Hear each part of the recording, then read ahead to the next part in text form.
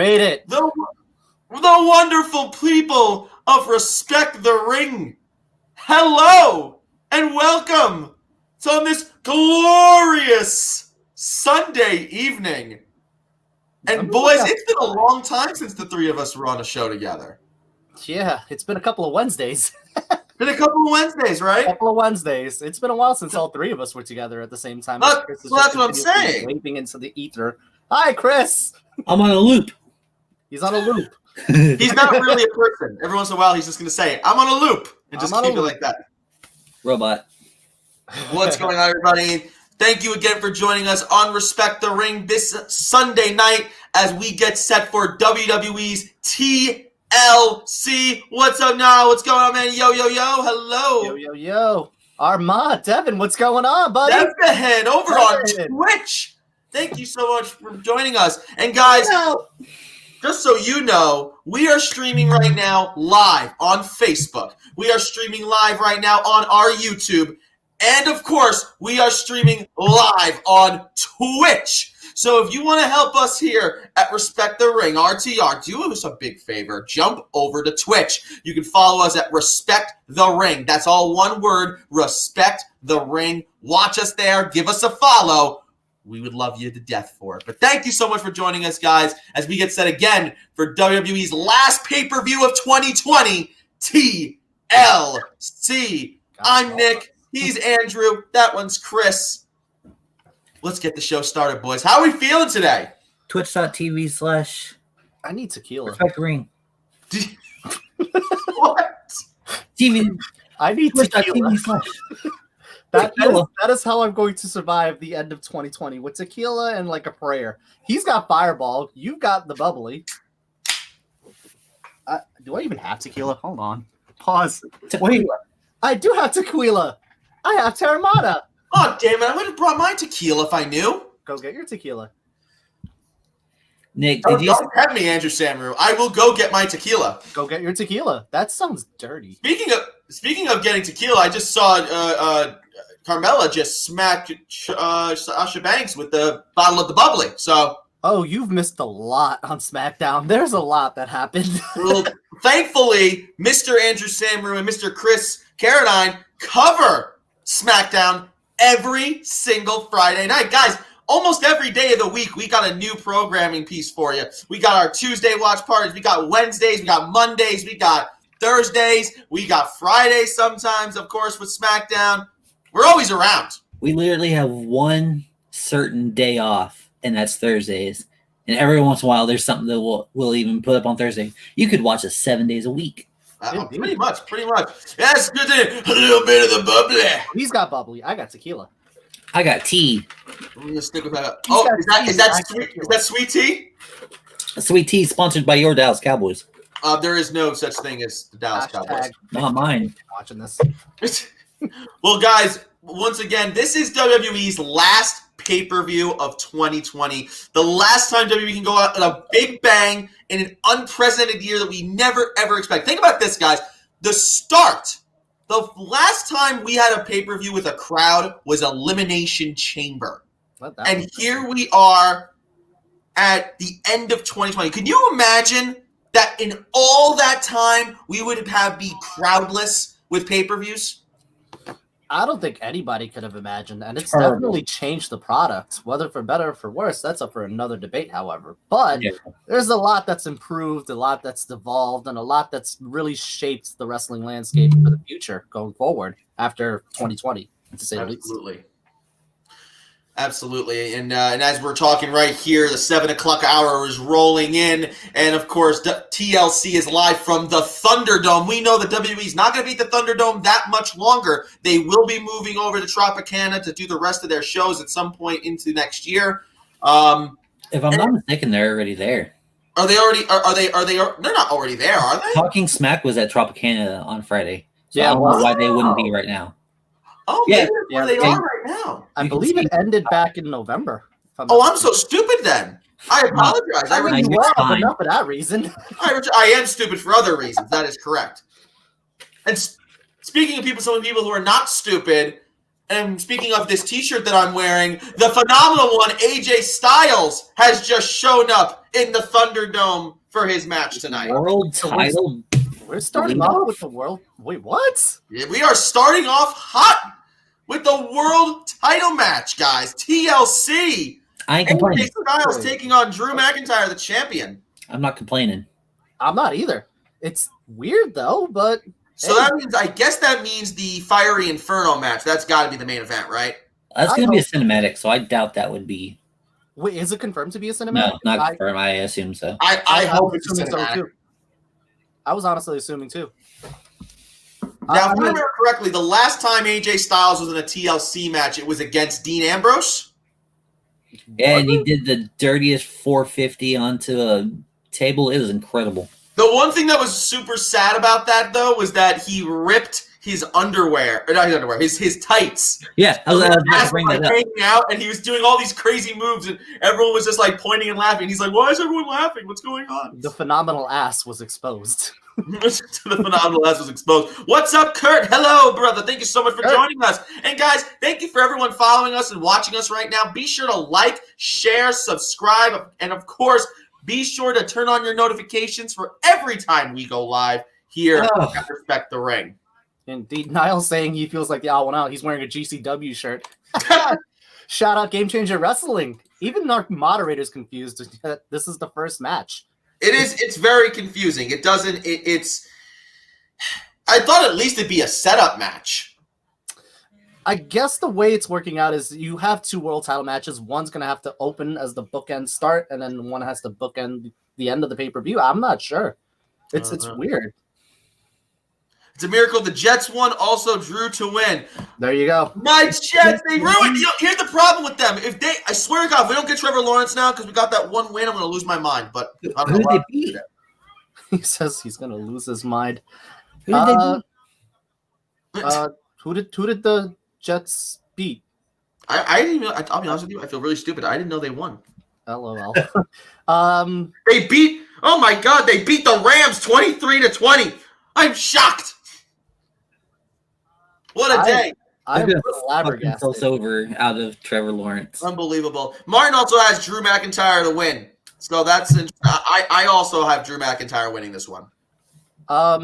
Chris, Niall notice the title in the back, that undisputed title belt design. Oh, that's sexy. You want to showcase that, big boy? No, I can't move it. That's a heavy boy. Joe going, hey boys, what's going on, Joe? What's up, Joe? Welcome to the show. Oh, here we go. Now we got a good one here. If the Miz doesn't cash in tonight, he's cashing in at the Rumble. Gentlemen, thoughts on that? Could we possibly see an attempt of a cash in tonight? Do we see a cash in tonight? And if not tonight, when? I don't think it's going to be tonight. I think it's too obvious. I mean, I know WWE has the idea of unpredictability swimming up the waterfall of like unpredictability just for the sake of it, like a bad salmon, but like it doesn't make sense. It just doesn't make sense for me to like it's too obvious. That's what I'm trying to get at. I'll agree with that. It's very obvious. If he were to cash in tonight, it'd be very obvious. And here's the thing too, I don't want him losing his cash in. Right. So I'm afraid that if he were to cash in tonight, it'd be so obvious and he'd lose. Chris, what do you think? A cash-in / title change is bad for business. Bad for business? In what way? I'm just fine with the Miz being champion, just not right now. Fair. Hold on to that. That's fair. Hold on to the briefcase till like the first week of June before you're about to lose it, and then I know, right? Jeez. How long? So wait, when did he win Money in the Bank? So hold on. Does this one in June? Well, here's an odd question. Does he have till he got it or till Otis won?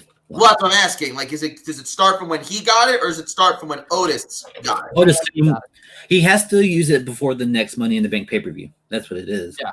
Okay. So, and that's always the June show. So.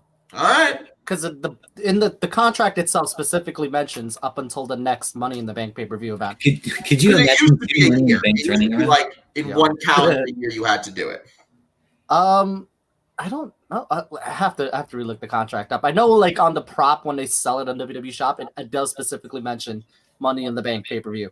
So I'm guessing it's until the next Money in the Bank pay-per-view. And here comes the WWE champion himself, Drew McIntyre, with the belt, the sword of his family, and he pounds it into the ground right now as he gets set for his match with AJ Styles. Martin's saying it's reported that Charlotte's being Asuka's partner. How do we feel about that? Well, I think it's obvious to go off the phrase obvious. She posted a thing, I think, on Twitter or Instagram where it was her going like, "Oh, when will I be back?" And I'm like, "Oh God, here we go." Well, No, go ahead. No, go ahead. Go for it. I was going to go out of order with a comment, but you go ahead. Oh, I was going to say I recently got the replica belt, my second one, the new NXT, not really new, but the newest title belt, and he's loved that belt aside since it was brought in. I have this one and my NXT UK that you've seen. Then that's about it. Love it. But I'm going to go out of order and click this one real quick because I just fucking popped for it. So apparently WWE is going to start pushing out edgier content to kill Randy Orton. Confirmed. Well, it is confirmed, guys, that, you know, as we know, the ratings came in for Monday Night Raw, and not for nothing, people did not like it. It was really bad. It was the lowest Raw rating ever. And supposedly, not only was Vince McMahon upset, but USA Network was upset, which is a big, big deal. If the network is going to WWE saying, you got to do something about this, well, man, oh man, that's not good. So hopefully we are going to get some more of that edgier content. Maybe we see it starting tonight. Let's see. This is a perfect environment for us to start seeing some more edgy content. It's literally TLC, tables, ladders, and chairs. Let's keep going down here with the comments. Our man Colin, he's not too happy. I'm assuming he's going to say not too happy about the ratings. Maybe he's talking about. What's up, Billy? Go ahead. Sorry. No, it's okay. Go ahead, Billy. Who are you showing us there, Chris? First to comment on YouTube, Gary. Thank you so much for watching us on YouTube. Thanks a lot, man. We really appreciate that. Be sure to share that link with your friends. Also, I see that Kurt Farrell also mentioned in Australia that they were locked down today, apparently. Australia locked down today. Australia's locked down. Sorry to hear, my man. Hope everything's going okay down there. Hope you and your family are safe. That's the biggie, you know? Absolutely. I see Joe Macca saying he has AJ Styles winning the WWE Championship tonight. So we've got a prediction for AJ. We've got a couple for Drew. Yeah, guys, let us know what you think. Oh, Clinton saying, oh, God, we're just trying to keep looking at that. Andrew, Jake, beanie, the Spider-Man beanie. Spider-Man. I love it. Spider-Man's my favorite hero. I got the Spider-Man beanie and I got the Spider-Man mug. I am all in on Spider-Man today. Miles Morales over here. Well, guys, thank you so much for everybody just piling in. People just come. Let me tell you something. The best part about doing live streams is there is no capacity limit, guys.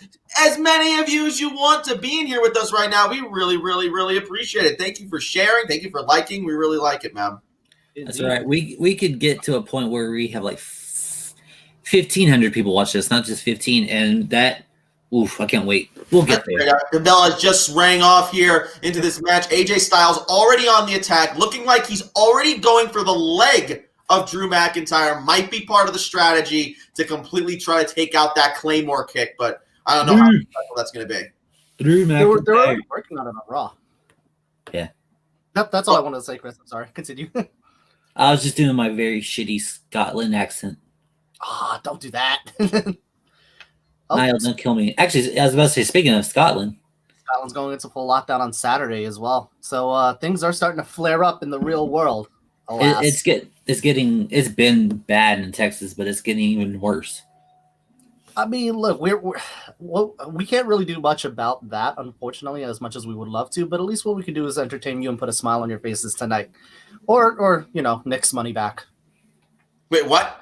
Exactly.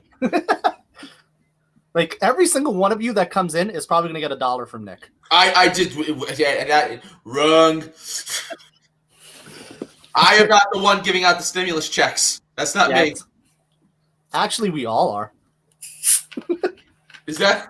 Well, yes, technically we all are. That is indeed correct, Andrew. We all are. Drew McIntyre taking back control of this match, just threw AJ Styles into the turnbuckle. Interesting.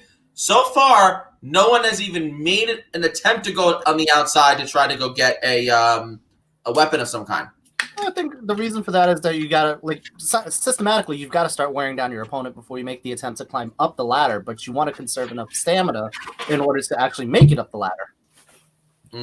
So I mean, right now it's just a matter of taking down AJ, whose dynamic style always presents problems for the more heavier set opponents, like Drew McIntyre, for example.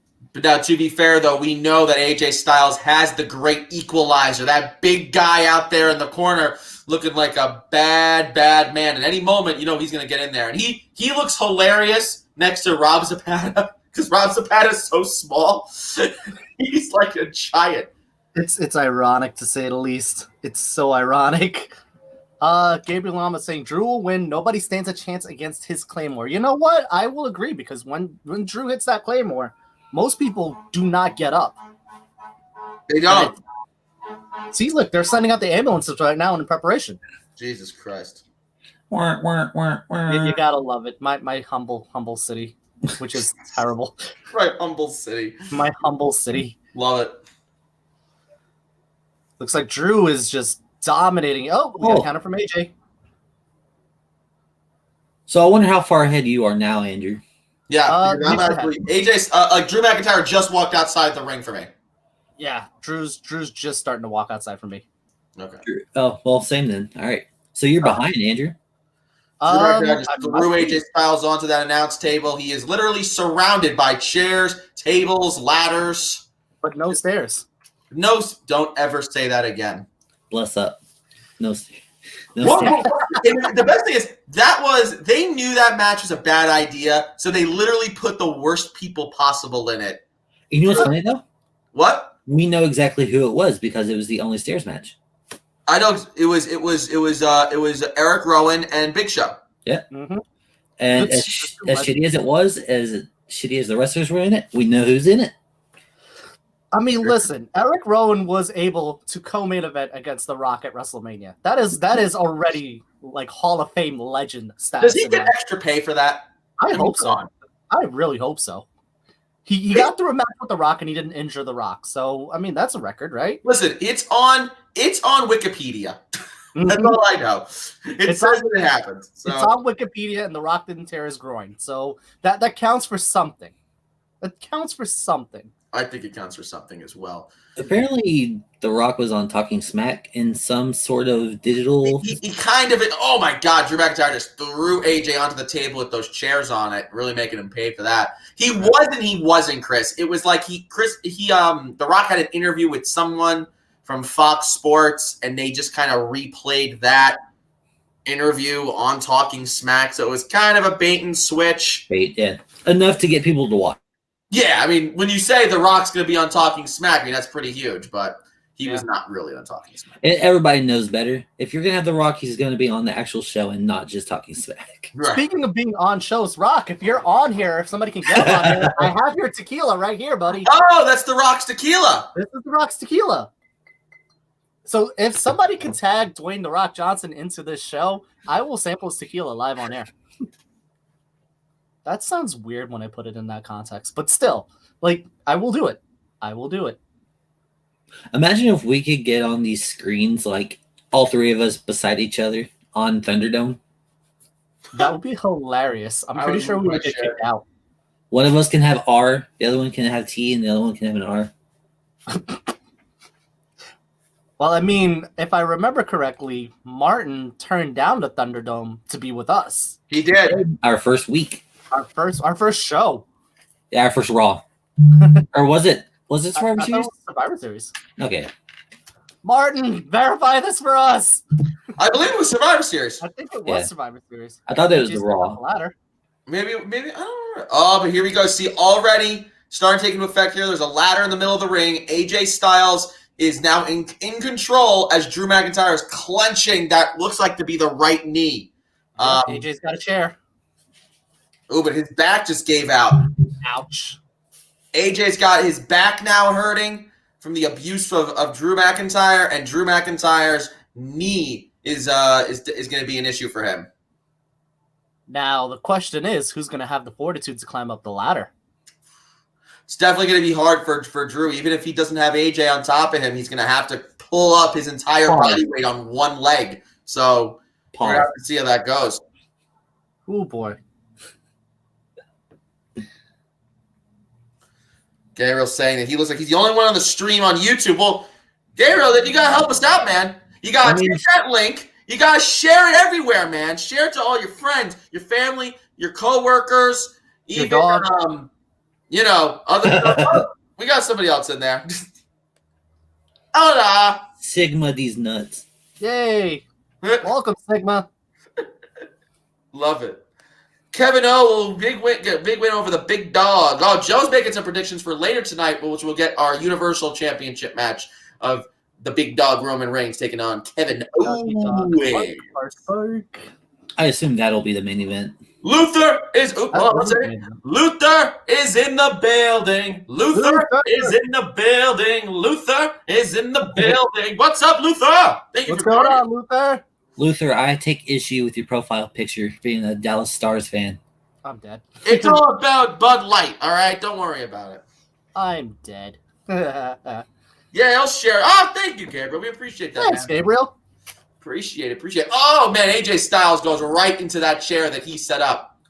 He who sets up the weapon goes through the weapon. Oh, he just yeeted that chair into the back of Drew McIntyre. That is Ouch. Holy spinal cord. Oh, and AJ now goes for, again, the injured knee of Drew McIntyre. You can feel it. You can feel the tension in the air. Mm-hmm. Well, we knew this was going to be a big match for Drew McIntyre. I mean, you're in there with AJ Styles. AJ Styles has proved in a few instances that he's good with ladders.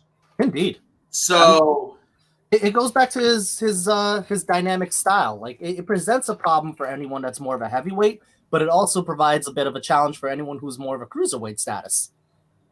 I mean, as you see right now, he's able to adapt pretty quickly, able to take out the knee of Drew McIntyre from the start of the match, and now he's at an advantage where Drew's on one leg. Yeah. No, absolutely. As the pit bull as he is, always been able to hone in on the injury, get it to make the other guy out of commission, and then just climb up that ladder. Troy saying no DQ and almost is just a useless, essentially fan. No wonder Raw was crap in the ratings. You're not wrong. Almost hasn't done anything since he's been in this match. He hasn't done He anything. hasn't done anything in ever. Since this match started. No, Well, I they've mean, been like, really trying to save almost like for a while now from him doing too much physical stuff, right? I mean, he hasn't really done anything. He really hasn't. It's weird because he's cut this imposing figure, but he's the equivalent of Giant Gonzalez without his knees. I still think the greatest moment of all is when Omos talked. And he didn't know. You can speak English? Yes, of course I can. Like, I have so many questions. like how? What even? Oh, man. Kurt's saying, I wish Sting versus Cody in AEW, brother. I mean, that's probably somewhere down the road in AEW. Yeah, I would give it some time. I think that's going to develop down the line. Oh, Future Shock DDT from Damn! McIntyre. Wow, Drew McIntyre pulling out one of his old moves, old equalizer moves, trying to get just a little bit of stop on the AJ Styles momentum. Now the question is, will it work? We'll have to see. Mr. Joe saying RKO will win over. I'm assuming he was going to say The Fiend as they have their fiery Inferno match later this evening. I still Firefly Inferno. I don't know what the hell that means. It's probably an Inferno match with fireflies in the background. Catching flies. I think he's saying Randy Orton is going to win against The Fiend. Right, that's what I'm saying. He's saying he's going to win. RKO. All day, baby. Fantasy, I'm watching y'all's and Pulse's reactions to the show. I care enough to watch TLC, but don't care if any of you are ahead of me. Hey, that works. It means he doesn't care about spoilers. Spoilers! We love spoilers here. Chad saying her Drew versus Strowman rivalry is next once Drew wins tonight. Now, isn't Strowman... Oh, Strowman's back on Raw. Right, Yeah, forgot. Strowman's on Raw. He was part of Raw Underground, and then that died a terrible death that we will never repeat ever again at this juncture in life. Nobody has to know about that. Let us all proceed to close this book. AJ Styles looks like he's going to do a heel hook. Yeah, a heel hook. Putting On the the leg ladder. through the ladder to cause more leverage. My God. That Delicious. Delicious. Now, is it really a calf killer if it's using the ladder, or is it just really a half Boston crab? It really is. It's kind of a half Boston crab. One of the best uses of that move was when he fought Brock Lesnar at Survivor Series in 2018. I think it was. I think it was 2018, right? I think so. I think so it was. And he just really cinched it and drew. And I remember Brock literally had to grab his head and he just started smashing him into the ground until he let go. Good grief. Here we go. Troy is saying, but why have a manager or bodyguard, especially in a no DQ? Swarming with AJ with the assist from Omos would add a lot of heat to Roman Reigns. I missed the managers like Heenan, Fuji, Jimmy Hart, even Corny with Yoko. Yeah, the art of manager in this has really been lost in recent memory, hasn't it? Other than Zelina Vega, or if you count outside of WWE, you got Selena De La Renta, and that's about it. That's really about it. The art of being a manager. What's the goal here with Omos? I mean, you'd think he Omos is a young guy, right? Compared to AJ, you'd think that eventually. Oh, I'm sorry, Troy. You're saying Royal Rumble. I agree. Yes.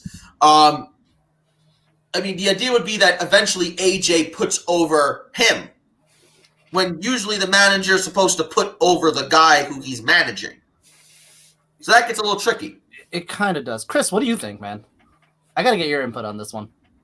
I agree with what you said about managerial is dead, basically. Like, you have to have the right person.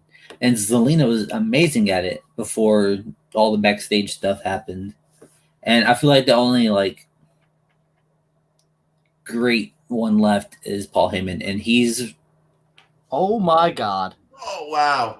So just for those who are watching along, Drew McIntyre got himself caught in a calf crusher as Drew is using the chair. Drew crawled himself to a downed ladder, picked up AJ's head, slammed it into the ladder to make AJ let go, and now both of them are down. Good grief. Continue, Chris. I'm sorry. Just had to point that out. I was just mentioning that pretty much the best one left is Paul Heyman. What Paul Heyman did with Big E on that Talking Smack 2 weeks ago was gorgeous.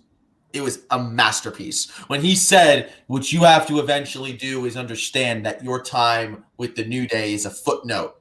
Because look at Roman Reigns right now. Has you seen anybody ask about the Shield recently? And I was like, ooh, when Paul Heyman really wants to put someone over, he can put them over like it's his it's like breathing. You know what I mean? It's so effortless for him. The boss is saying, Joe is saying the boss will win over the princess. Of course, he's referencing the SmackDown Women's Champion Sasha Banks as she takes on her recently returned Carmelo. But I want Carmelo to win. I kind of do too. I mean, I get why Joe wants Sasha to win, but I want Carmelo to win. I like Carmelo. I like Carmelo as well. My car's named Carmelo. With the blueprint. Oh, the shirt though. The shirt though. I didn't know who Chris is pulling for tonight. Clearly, he's pulling for Carmella. Clearly. I saw her in the episode of The Mandalorian I watched yesterday. How'd that go? Season finale, baby. It was awesome. Oh yeah, I've had a ton of people message me about that. Have you not seen it? No, I haven't seen the season finale yet. But do. I know I have to. I have to. AJ climbs almost like a human ladder for the assist. I was gonna mention that earlier. AJ gets on Almost' shoulders and pulls down the title, but I don't see AJ winning. But. If he actually does that, I will take a shot of tequila live on air. If he wins and does it or attempts no, it. if he just uses almost like a ladder, I will take a shot of tequila live on air for that. That is hilarious. Just the pure vision of AJ balancing on a 7'3" tall friggin' Shaq lookalike just to grab a title. Almost a 7'3", and if I'm not, oh shit, here we go, 450. Phenomenal 450. Oh, nope. Drew just yeeted a chair into AJ's head. Just sends him right back down. Just made him reevaluate his Twitch account. This has already been really good. This has been fantastic. Absolutely. I love that the new way it's like they told them like, listen, you can't hit people flush with ladders anymore. So they're like, what if we just like fucking throw it at their head? Sure, go ahead. It defeats the purpose. Also, Nick, language. I'm sorry. Oh, look at this. My last curse. That was my last curse. table. I apologize. You just yeeted the table into the ring. Yeah. I said the F word earlier and didn't mean to. I was literally pulling a DX thing. I was like, God damn it. Watch your fucking mouth. Fuck me. My senior year, we had a substitute teacher, and he heard someone over talking, and the student said the F word. And he's like, "Hey, don't say fuck. Fuck's a bad word." The whole class just popped, dude. It was hilarious. That's great. You could see they show Drew a close up into Drew McIntyre's eyes. They look red. He is feeling pain in this match. You can tell these two are really pushing themselves to the limit here. Either that or he's really happy. He also could have just went on a long walk with his cousin before Thanksgiving dinner, but that's besides. Oh, that was his cousin Mary, right? Yes, exactly. Got it. I had to make sure I got the family covered. Absolutely. Is Chelsea Green the mystery partner? Don't think so. Oh, I would love. No, wait, she has a broken wrist, but I would love that. Oh my God! Drew McIntyre just threw AJ Styles onto that ladder. Oh my God! Sasha'd him.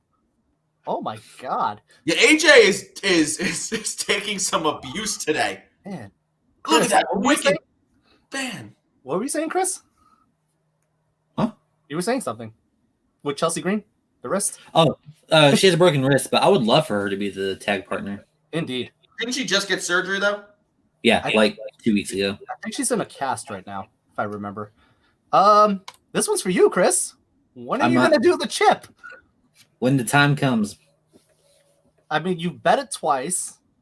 I bet it twice and I won twice. I don't know, man. I think you're trying to duck it. Oh, big phenomenal forearm from AJ Styles. Oh, Huge. wow.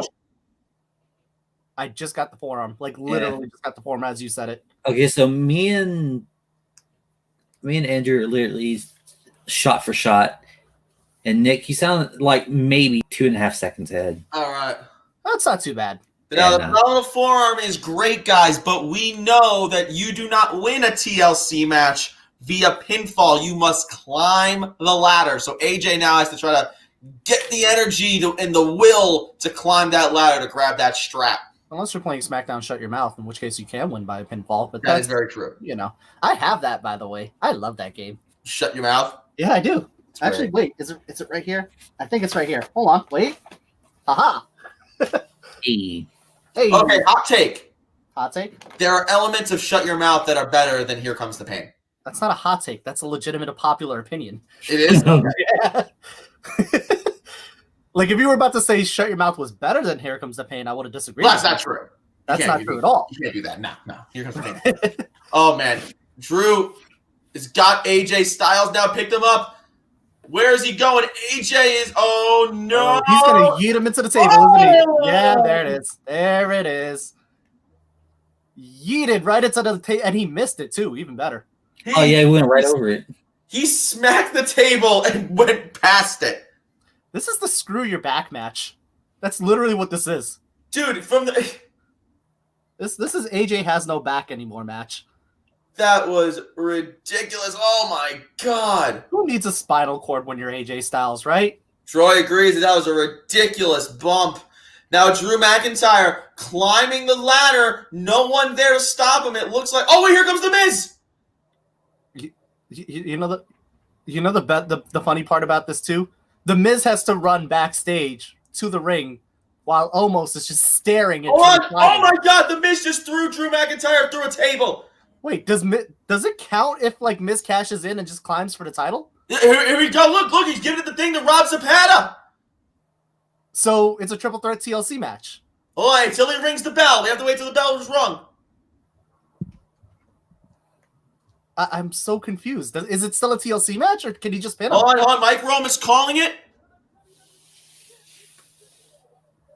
It's official. It's a triple threat match right now. The Miz has cashed in. It's a triple threat match. Oh no, he's taking his time. No, come on. He's taking his time. No, not Almas. Not now, Almas. Not now. Almas is just slowly dieseling his way into the ring right now. No. Oh no. Where is John Morrison when you need him? That's another question. Why isn't John Morrison in here? Oh my God! And the Miz goes through a table now. John Morrison came out to help him, and he hasn't. Oh, here goes Morrison. He's got a chair. Oh boy. So Miz ain't winning. Okay. That chair just, thank you, Almost. That chair just broke off of Almost back. It literally broke. That was awesome. That was awesome. Almost is my new favorite Raw wrestler. Because he stopped the Miz. Because he stopped the Miz. Here we go. Almost is still following him. Everybody is down though. This could be Ducky Ducky. Our moderator is freaking out. He's trying to run as fast as he could to get the hell out of there. Drew's about to get up, isn't he? Oh God. Drew's about to win. Almost is slowly walking up the. I believe in you, Miz. I kind of want Drew to win, but I believe in you, Miz. Just picture them in their underwear. Oh wait. What a shiny title. It's so shiny. I want to play with it. I get distracted by shiny things pretty easily. So right now, The Miz is on the outside. He went through a table. AJ Styles kind of went through a table, totally missed. And now you got Drew McIntyre just starting to get up after he went through a table. Hey, look, Drew's moving. So Troy's saying it's like Pritchard's watching you guys and called an audible. I mean, there was a time we were being watched by actual people. Like that was true. That was something way back when, and at a time a long time ago. A long time ago, we got shut down. A long time ago, we got shut down. That was another page with another group of people when the E came in, shut us down for like 2 minutes, and then we came back because we proved that they had no right to shut us down. And then I'm gonna need y'all to send that in the group chat because I have no clue what you're talking about, but that sounds awesome. Oh no, we were doing a live show one time, and they tried to say that we were showing the show. WWE? Yeah. Yeah. I think I remember that actually. It was something, and then there was Impact. That was something too when we did the media. That's true.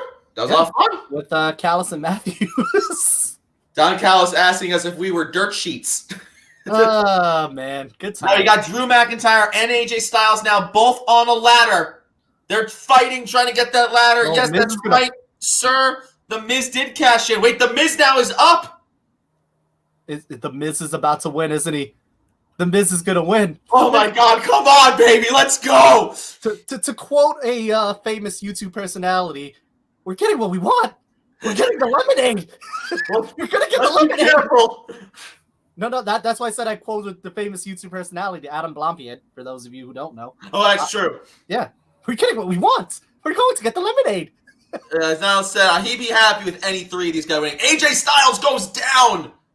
Give me AJ winning, just to like mess up the internet. AJ Styles right now is on the outside trying to climb up. Both Drew and the Miz are just swinging at each other. Oh, are we gonna have like a thing with Ultimate X where AJ just like springboards onto the ladder and takes the belt? Hold on, the Miz almost got it, but Drew pushes him off. Oh my God! Oh my God! AJ springboards onto the ladder. I called it. This is intense. We're not getting the lemonade. We are not getting the lemonade right now. AJ Styles knocked Drew off the ladder. Vicious forearm strikes. The Miz climbs. I have so many questions. I feel like this is a video game when you're playing for like Money in the Bank and everybody just keeps climbing up, knocks the other one off, another one comes up, lights on. This is 2K20 all over. Oh no! Oh, here it comes. This is There goes 2K20 all AJ. over again. AJ just gets tossed out of the ring. Claymore kick to the Miz. Oh, AJ's bleeding. Yes, he is. Oh my goodness gracious. I feel bad for the fans that like hearing me talk because I'm sitting here just staring at my TV. Yeah, come on, Chris, talk. I want to hear that beautiful voice. And there it is. And, oh, yeah, there you go. That is it. Drew McIntyre has won. So, what do y'all think? I just want to say my favorite part of this is no more Money in the Bank. You're so happy right now. Dude, as a wrestler, I can't stand The Miz, but The Miz on... As I said, guys, Drew McIntyre retains the WWE Championship. Chris, what were you saying? Yeah, as I was saying. Nick. I'm sorry. I thought Chris was done talking. I apologize. Hold on. Okay, now that I'm closer to my mic. I don't know. Oh, Miz. I don't like The Miz as a wrestler, but as in Miz and Mrs. is one of the funniest shows I've ever seen in my life. It's true. It is pretty funny. So, guys, we're getting a lot of mixed reactions from people here in the comments section. We got Billy saying, "Go, Drew." He's so happy. We got people booing. Joe is not happy. Our man now saying it hurts that they made The Miz lose the cash in. And to follow up that one, we got Troy saying, so they burned Money in the Bank twice. First Otis, then The Miz. Yep. That's definitely a question we got here. Boo, I wanted The Miz to win, so the Money in the Bank could mean something again. A lot of mixed reactions. Looks like most people are. We got another go. Drew McIntyre. What are our thoughts, guys? Are we happy with the outcome here? What do we think? I'm gonna defer to Chris first. I want to hear what he thinks. Yeah, I'm definitely fine with it, but I mean, this isn't just me hating The Miz. I just think Miz story-wise doesn't make any sense. But I would have been fine with AJ winning, but I do like Drew retaining. All right, Andrew, what do you think?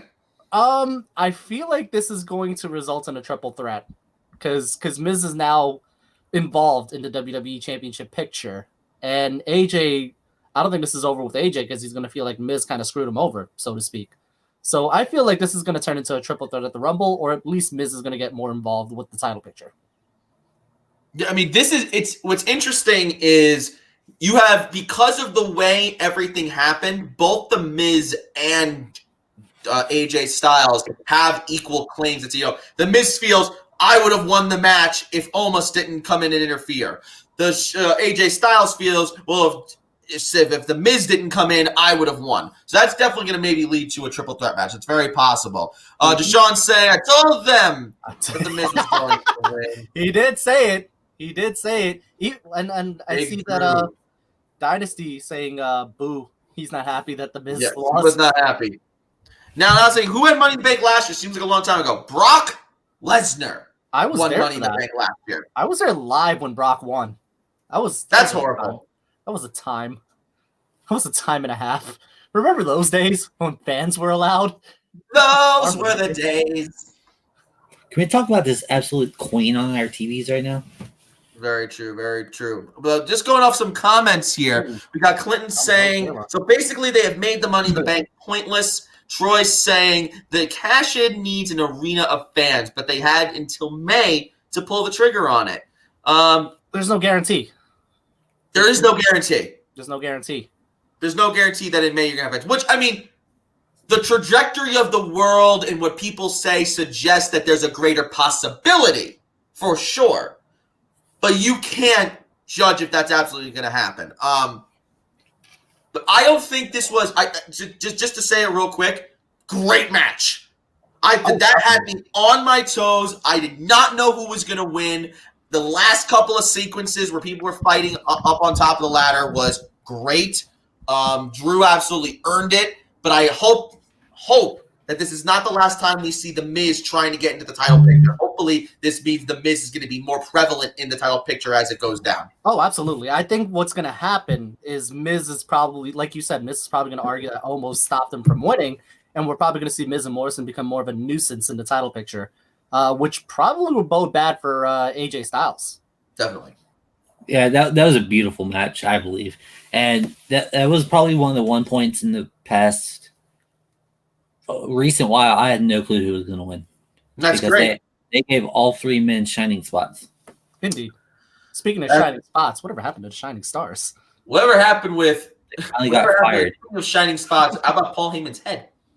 It's so shiny. So shiny. Now, of course, the official theme for TLC is Corey Taylor's Highway 666. Hey. Aaron saying that he hates that Money in the Bank is in May. Yeah, it is so far away. I mean, I believe. What's up? It's Money in the Bank's been the June pay-per-view for the longest. I think it has, like early June, right? Yeah. It's like the second week of June. Now, guys, interesting point here from Niall. He's saying, since Drew retained, I think 2 titles are changing, both the women's titles, SmackDown and Tag. I hope the women's titles don't change. It's time. As we say that, speaking of the devil, we are getting our promo package for the SmackDown Women's Championship match as the returning Carmella takes on the current champion, Sasha Banks. Yeah, a rematch from SmackDown that for some reason shouldn't have happened on SmackDown, but I digress. I want to pull up a comment as a person who has one in his current picture. Go for it. They fumbled a Velcro strap. Or better. This is true. I think it just looks so lame when someone fights for 4 months.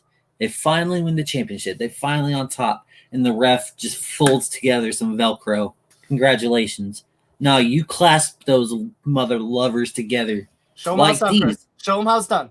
Clasp it right now. I can't. There's a mess behind it. I don't want y'all to see the mess behind it. But so close. No, the clasps on my NXT UK title, I can't even do them. They're so hard to do that I can't. Do you have to wear it down a little bit? Yeah, I mean, I'm sure if you like work them out and stuff like that, it would work. But this one works. I can get that one. I low-key feel like if you try to pull that title out, you're going to take your whole lamp out. So don't touch the title. No, I can pull it out. I can cut it out, but there's stuff behind it that I don't want y'all to see. It's a mess. Gotcha. We got Troy making a suggestion tonight. He's saying, I see the New Day dropping their tag team championships. Carmella is a great heel. I agree with you that Carmella is a great heel. Billy's saying it was an awesome match for the TLC match. Absolutely. And we also got Kurt Farrell saying it was an awesome match as well. It was a great match. Thank you so much for everybody right now who's been watching us through the first match, over almost 20 plus people on average. Thank you so much. Be sure liking, be sure you're commenting, be sure you're subscribing, and be sure you share the heck out of this, man. Let people know we're having a good time right here on your Sunday. Oh God, it's Sunday. That means people have work on Monday. That doesn't indeed mean that.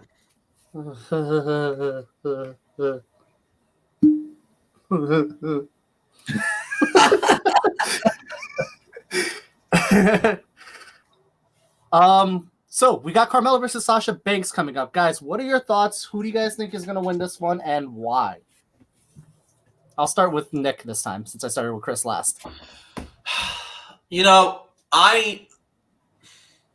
A part of me really does see a big value in Carmella winning, because Carmella is somebody who they really, she cashes in. She's the first woman to cash in Money in the Bank. She ends up winning the belt. Her title reign is meh. She doesn't really get anywhere close to the title picture again. She's here again. She's inserted herself because she went right at the champion and smashed her in her face, and she wants a title shot. I think that you strike the iron while it's hot and you give that belt to Carmella. Fair. Now, I know what Chris's opinion is, but I'm going to ask it anyways. Chris, what is your opinion? Oh, opinion and want is completely different. They had the thing is, they had heel Bailey as champion for a year. Yeah. Sasha fought and fought and fought and fought and fought and fought and fought, and she finally gets the title. And I just don't like the idea of dropping it in her first feud. Yes, she finally got her retention against Bailey, but this is her first actual defense. Yeah, her first feud. Fair, very fair. But the way you also don't want to build up Carmelo the way they have to come lose her first feud. So it literally can go either way. I don't have a pick. I'm fine with both. Well, Kurt's saying Sasha's going to win, and Niall's saying Sasha almost want to fight against Boba Fett. So I see her almost beating Carmelo, but ultimately losing in the end. So we got some differing opinions going on right now in the comment section. And as for my moderator who pointed out the Henny, it's tequila, my man, because I feel like I'm going to need it. I feel like I'm going to, especially after the Firefly. Her entrance. Wow. Mela is money. I agree with you. Mela is money. And then on this one, Sasha had the Gargano curse first. Yikes. Hey, we don't talk negative about Johnny Gargano in this chat. Let me tell you something. No, I'm kidding. I'm kidding. Let me tell you something. We don't talk negative about Tommaso Ciampa either. Who, that bald guy? Baldy. The question is, who does Andrew hate more? Stalin, Hitler, or Tommaso Ciampa? Jesus. Well, that depends. How long has Stalin and Hitler been in NXT and betrayed Johnny Gargano? Exactly. I'm just saying. You gotta count the priorities here, guys. You gotta count the priorities. Oh man, Troy's saying Blackheart is my ringtone. No one will survive. True to the ringtone, I'm pretty sure your phone's not going to survive long enough if you keep that ringtone on. I'm just saying. Saying.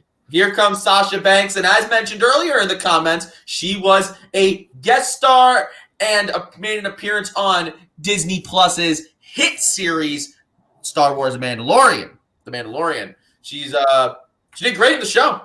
So I don't know. Haven't seen it yet. She did a great, awesome DDT on Boba Fett. That's all you have to know. Did she really? Yeah, Boba Fett. She did like a Hurricanrana DDT onto Boba Fett. It was great. Dynasty saying Sasha by DQ. Oh my god. Just use a blaster. That could definitely happen. It could. Well, actually no, because it happened on by DQ on SmackDown already, where Carmelo won. So I hope not. That would be a repeat. I have two things. Go for it. And I'll read Niall's comment afterwards. One, do we see the Vince revenge on Snoop going to AEW come out of this? I hope not. Me too. It's something in play, though, guys. It's something in play. Is WWE that petty? I was about to say Vince McMahon's middle name is Petty and not Kennedy. I thought it was Kennedy. No, it's Petty. Vincent Petty McMahon. I mean, it rolls off the tongue, doesn't it? It does. Niall's comment that he loves Ciampa. What do you have against Tommaso? Listen, it all started back when Tommaso threw Johnny Gargano into the Titantron back at TakeOver Chicago and absolutely ruined my opinion of him for the rest of time. I could be dead in a coffin, and Tommaso Ciampa could be right next to me, and I'm pretty sure I would request to be buried in a different cemetery altogether. You yourself, the dead person. Myself, the dead person. I will write a letter. It will be decreed in my will. Don't even bury me in the same country as him. Just put me in the sea with a bottle of tequila, and I'll figure it out myself. What are you, Bin Laden? Just put me in the sea. I don't care. Figure it out myself. I don't care. Oh man, Sasha Banks and Carmelo right now, they're working on the outside here. Luther saying that Mel is gonna win. Fudge Banks. That's a nice PC way to put it. Go Banks. Yep. Billy saying go Banks. Troy saying she's not a babyface IMO though. Did you guys see Ryan pounding on the? That's true. That's true. Who's Ryan? True. From The Bump. If you saw WWE's The Bump. Yeah, he's one of the personalities on The Bump. He also was he the one who was on the Goldberg Untold about the streak? I think he was. Yeah, I think he was. That was I gotta tell you something. WWE's documentaries are top notch. Wow, that dude just saved Carmella's life. Corey Graves is gonna send a Christmas present out of that one. Dude, what a save! I mean, he almost really. I mean, she could have really hurt herself there. That was fantastic. I love how like that happened. He walked her over, and then Sasha is just like yeeting herself into them, and the guy is just like da da da da da. Also, I wonder how Corey felt about that whole thing. He's just sitting right across ringside, watching this guy just like hold his girl, just like that. Corey Graves comes in, just hits him with a mic. Comes in. Chris, what are you thinking about all of this? My second point to my 2-pointer earlier. Right. I hate that they gave Mella the generic women's wrestler number 14 finisher. The face. Oh, the Bella Buster. Oh my God, that's so true. Let's see, there's probably been about 60 different women in the history of wrestling that have used the face buster. And it's always terrible. It's always awful. Actually, they haven't been pushing that as the finisher because in the Smackdown Women's Championship match, but she has been doing it a lot. Well, she has been doing it, but they were pushing the Code of Silence as a finisher. Okay, so she does still have Code of Silence. She still has Code of Silence. Because that's an incredible finisher. Indeed. Real quick, guys, I want to just catch up on some comments here. Who won the WWE Championship match? I missed it. That is Mr. Drew McIntyre. Which also included a Miz cash-in. Yes. A failed Miz. We got a big one here from Martin. It's going to cover up my face. I know this is about TLC, but Nick, I just saw your post about the New York Jets not having the first overall pick anymore. They win a game, but in the end, they still lose with them losing the first pick, although Justin Fields is not a bad option. Nick, before you answer that, hold on. Yeah, our viewer count went up with that. Continue. Look, I love Bailey. I'm talking smack. All right, so real quick, because this is not a football show, but I will mention this. The Jets can't even tank right. I mean, for God's sakes, we can do nothing right. Although, I will say this. You get Justin Shields. Shields. My God. Fields. Sorry. Justin Shields is a pitcher in Major League Baseball. Justin Fields is a great quarterback, too. So, he's not. Trevor Lawrence is the best quarterback to ever come out. Trevor Lawrence, who's probably the next freaking Aaron Rodgers, but it's good. Is it, though? Is it really? Honestly, I wouldn't want it any other way. It's the Jets. I want them to constantly fail. Trevor Lawrence is the greatest college quarterback to ever come out. And Justin Fields is going to prove that Ohio State quarterbacks are going to be garbage. Oh, please don't get me started on the picks for the college football. Time on the football talk for 5 seconds. Oh, Max, can we stream WWE live from Facebook page? No, you cannot. You can stream it on the WWE Network for $9.99, or you can $9.99. Time or the first month free.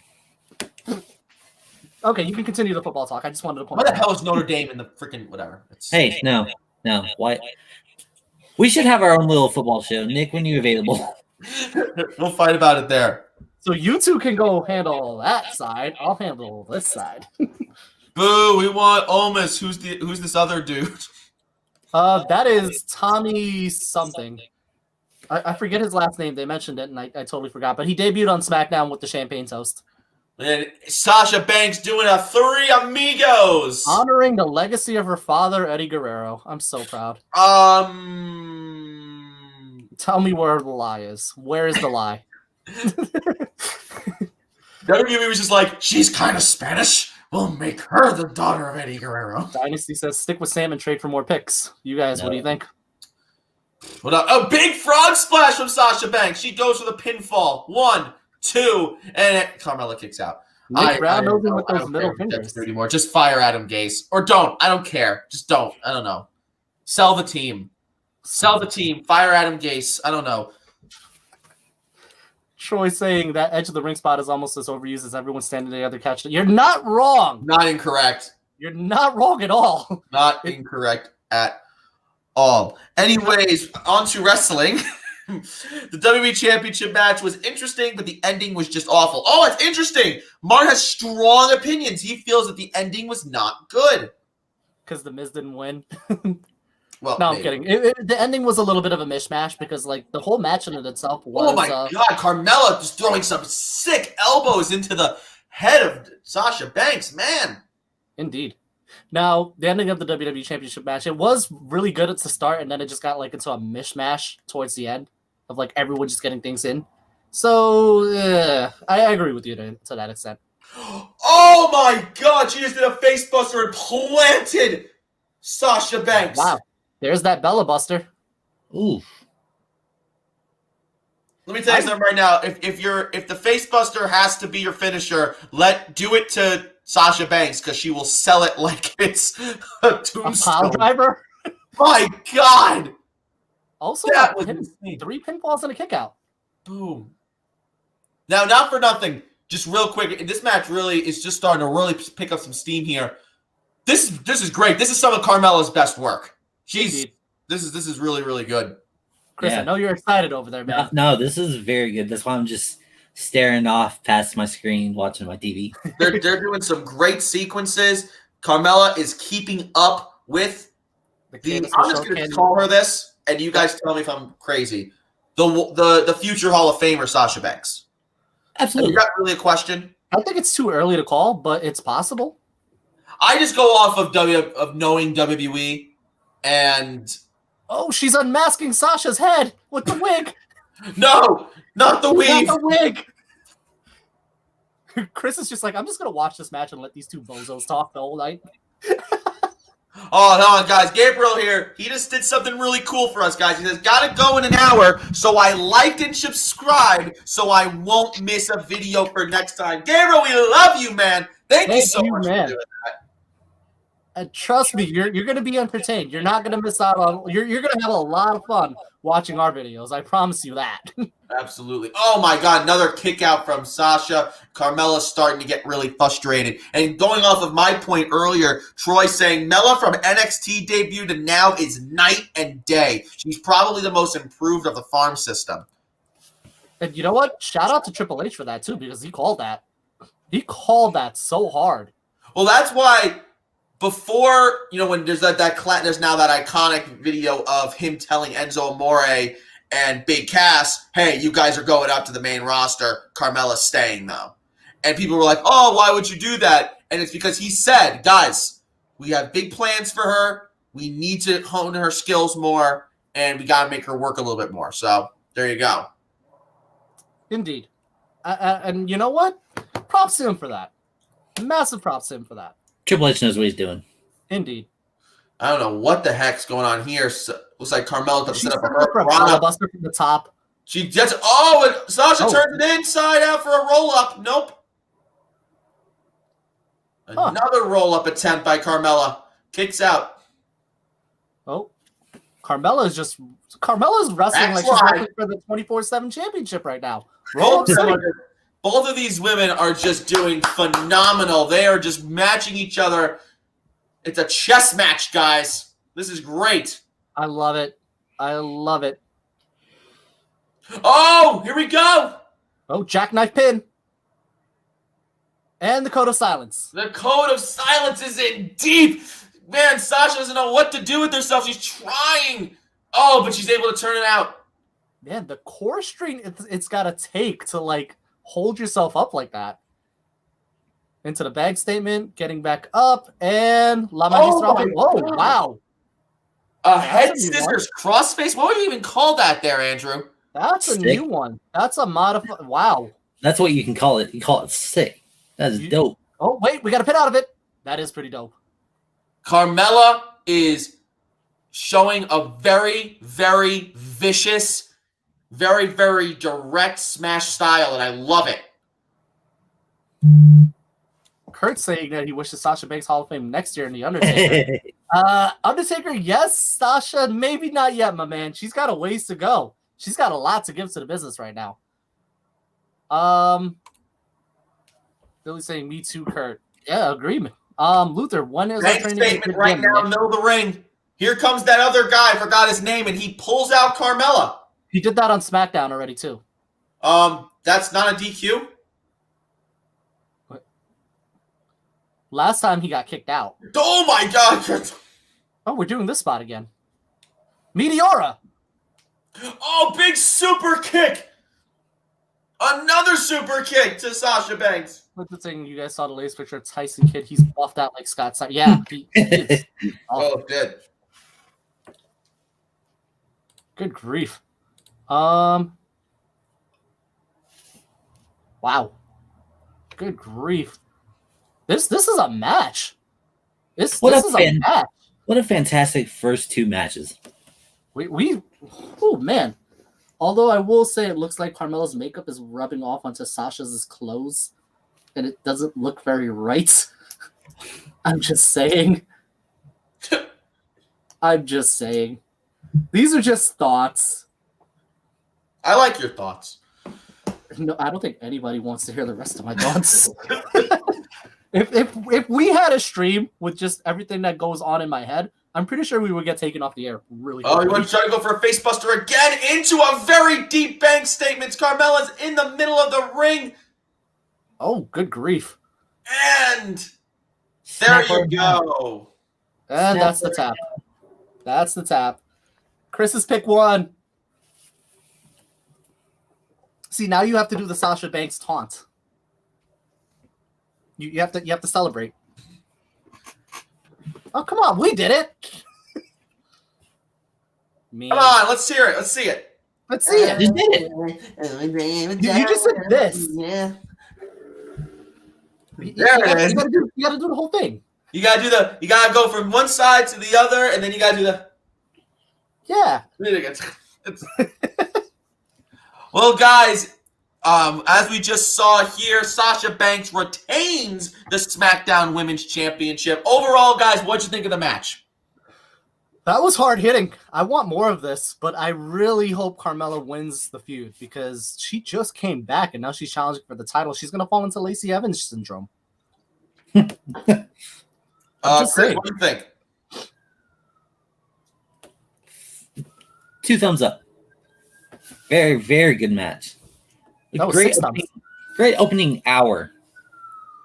Indeed. Definitely. Great opening hour by WWE for TLC. I thought that match showed some really, really good stuff out of Carmella. Carmella showing she is not just a comedy act. She's not just one-dimensional. She can do a lot of different things. Big, big stuff in Carmella's future for sure. Do not feel down on Carmella. She has a lot, going for her. Martin says, so it's confirmed Vince is not petty about Snoop Dogg showing up in AEW. I guess that's good. Not yet. It's something. I mean, it's something. Everyone's saying they thought it was good. Good, awesome, good match. I think good is the perfect word for it. Fun fact, by the way, in 11 years, Snoop Dogg is about to be 60 years old. That's 420 in dog years. That's insane. Is he actually about to be 60 years old? He's 49. Wow. He's going to be 60 in 11 years. Now we got Billie Kay on the screen right now. She's showing her resume to Asuka to try to entice Asuka to pick her as Everyone's her partner. happy. Everyone's happy about that match. Yeah, Carmella everyone's lost. happy. I love Billie Kay right now with her thing. I need them to put this resume on WWEshop.com so I can buy one. You would buy her resume? Absolutely. Chris wants to steal it so he can make it his own resume.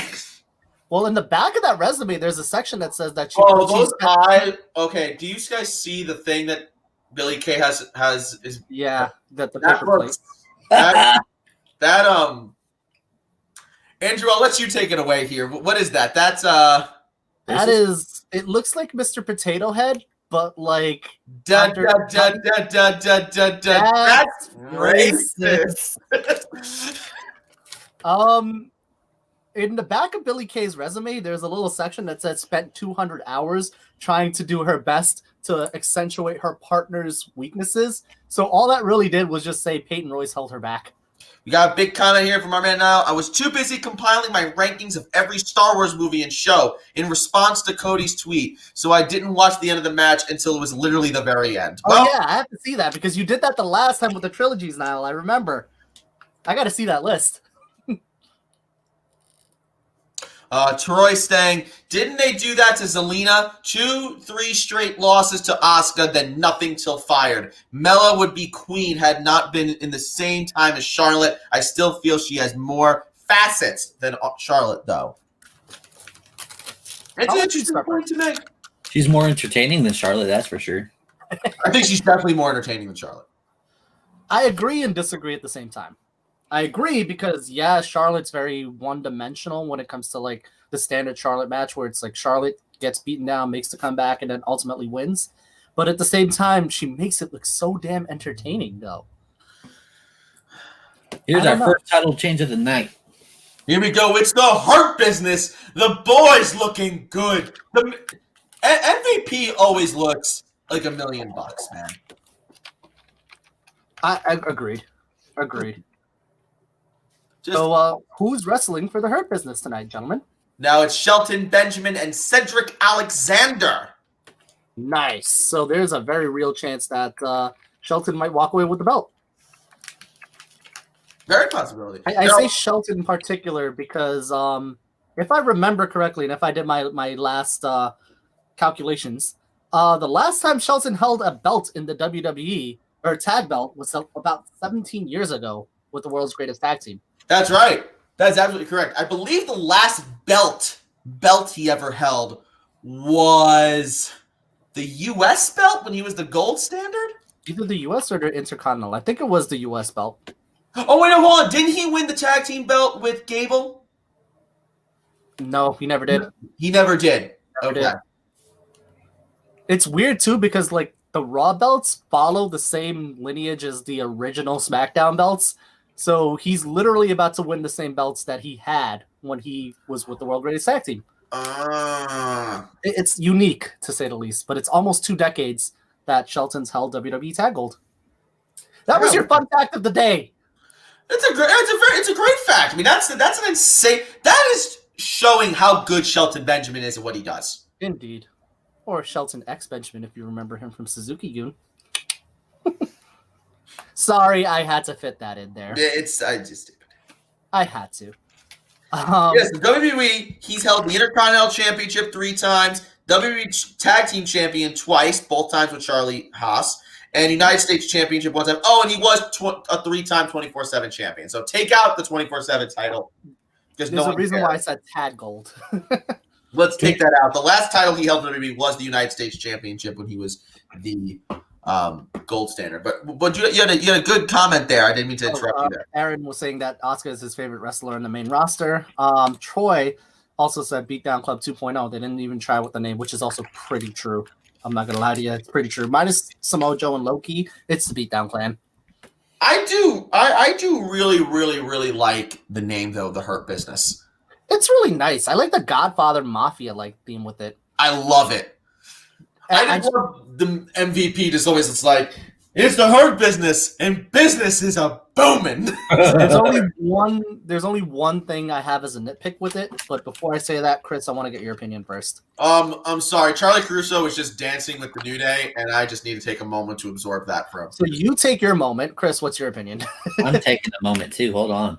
That's why I mentioned it, all right? Just give us a second to catch our breath, Andrew. Wait, what am I talking about? I was asking for your opinion on the Hurt Business. Excellent.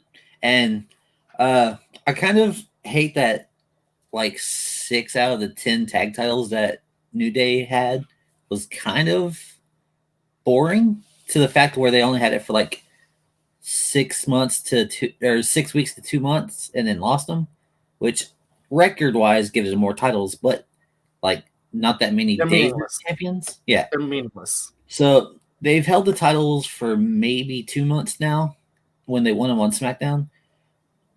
But you're right, yeah. They've been wrestling the Hurt Business for about 6 weeks now. And I think this is when Hurt Business finally takes it from them. Yeah, I think at this point, I agree with you, Chris. I think at this point, either give the Hurt Business the titles or just take them out of the feud. I mean, to add to the counterpoint, though, I feel like the titles at this point are like the points in whose line is it anyways. They don't really matter. Well, I agree with you, except when we've seen these two teams face each other. The titles have felt quasi-important because they put on great matches. That's fair. Couple of comments here. Troy's saying, watch Kofi's face on the entrance. He gives away when he drops. Let us know. I mean, I didn't even notice anything. Yeah, I did notice that. He does have a weird... He has like this colorless expression on his face whenever he's about to lose the belts. Troy just said he's got that dead look. Yeah, there it is. Anytime Kofi has this look on his face, or Xavier Woods, but when they were a trio, when Xavier Woods was in the match, then they would lose the belts. Oh! Kayla over Charlie. Hot take, I kind of might want to agree with that. Wow. I kind of might want to agree with that. Interesting. Only because Kayla has the personality to match. She does. That's fair. Charlie's kind of like bootleg Renee Young. Like a forced Renee Young that doesn't really pan out, you know?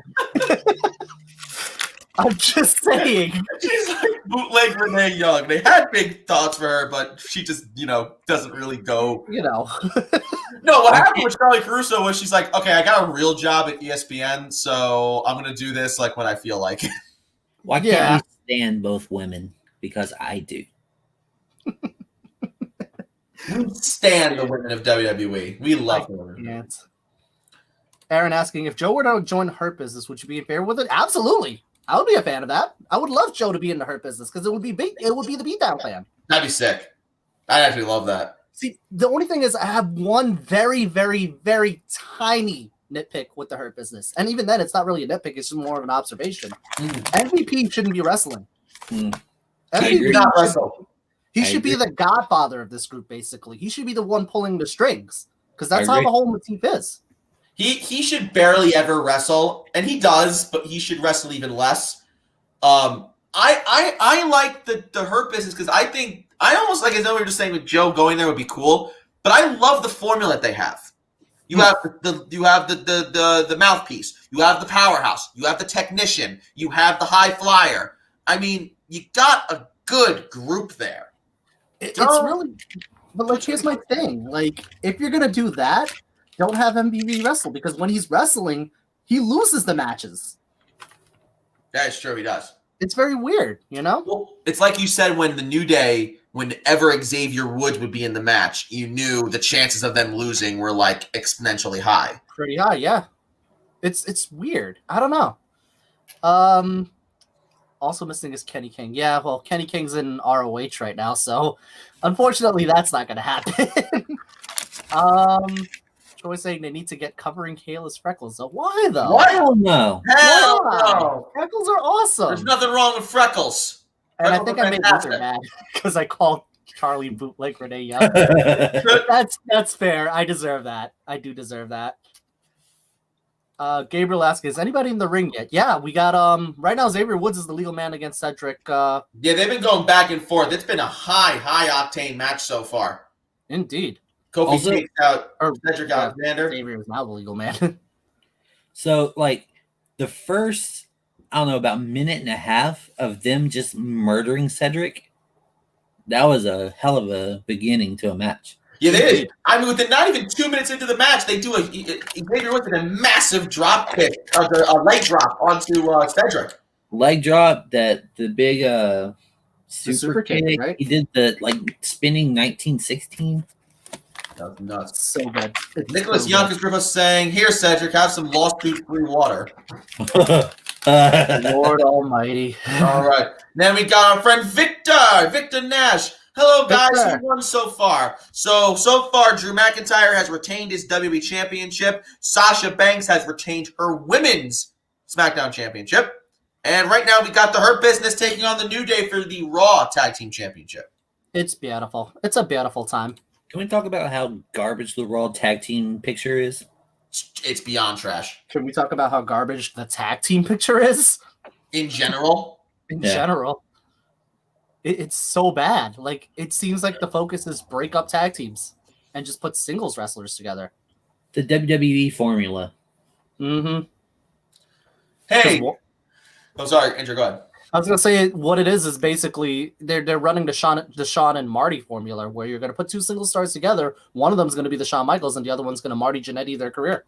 I hate saying it that way, but that's what it is. No problem there, Victor. Happy to help you out. I mean, that's something that definitely happens. I mean, I hate when they have something great and they feel like, well, we can get more out of it. No, sometimes it's great. So don't do anything wrong with it. It's I'm just gonna say it. Enzo Amore, Big Cass, they had a formula that was great. They were one of the hottest acts in professional wrestling. But they said, but we see money in Big Cass. And we see money in Enzo getting beat up. So there you go. It is what it is. Also, BT Dubs, I met Enzo like a couple of weeks ago. How was that, sir? That was interesting to say the least. He wanted to do a shout out for Respect the Ring, but he couldn't because he was on an Instagram Live for another account. But Enzo approves of Respect the Ring. Oh, we love that. I wish I knew you were going. I would have given you a copy of Rosemarie's Birthday or whatever the hell that album is that he made. I think Rosemarie's Birthday Part 2. I love that album. Okay, listen, I don't think Enzo's music's that bad. I don't think so either. Just saying. I haven't listened. You haven't listened to it? You should. It's actually it's decent. I listened to like the diss song that he put out. He put Phoenix. Out, what was it? Phoenix. Yeah, I've heard that. Yeah, Rosemary's Birthday Part 1. That was a good album. I gotta give him credit. Phoenix was a good one. That was a good diss track he put out. Right now, this match is getting pretty intense right now. Both Xavier and Cedric are out. There goes Kofi. Kofi's going absolutely wild. Kofi Mania running wild.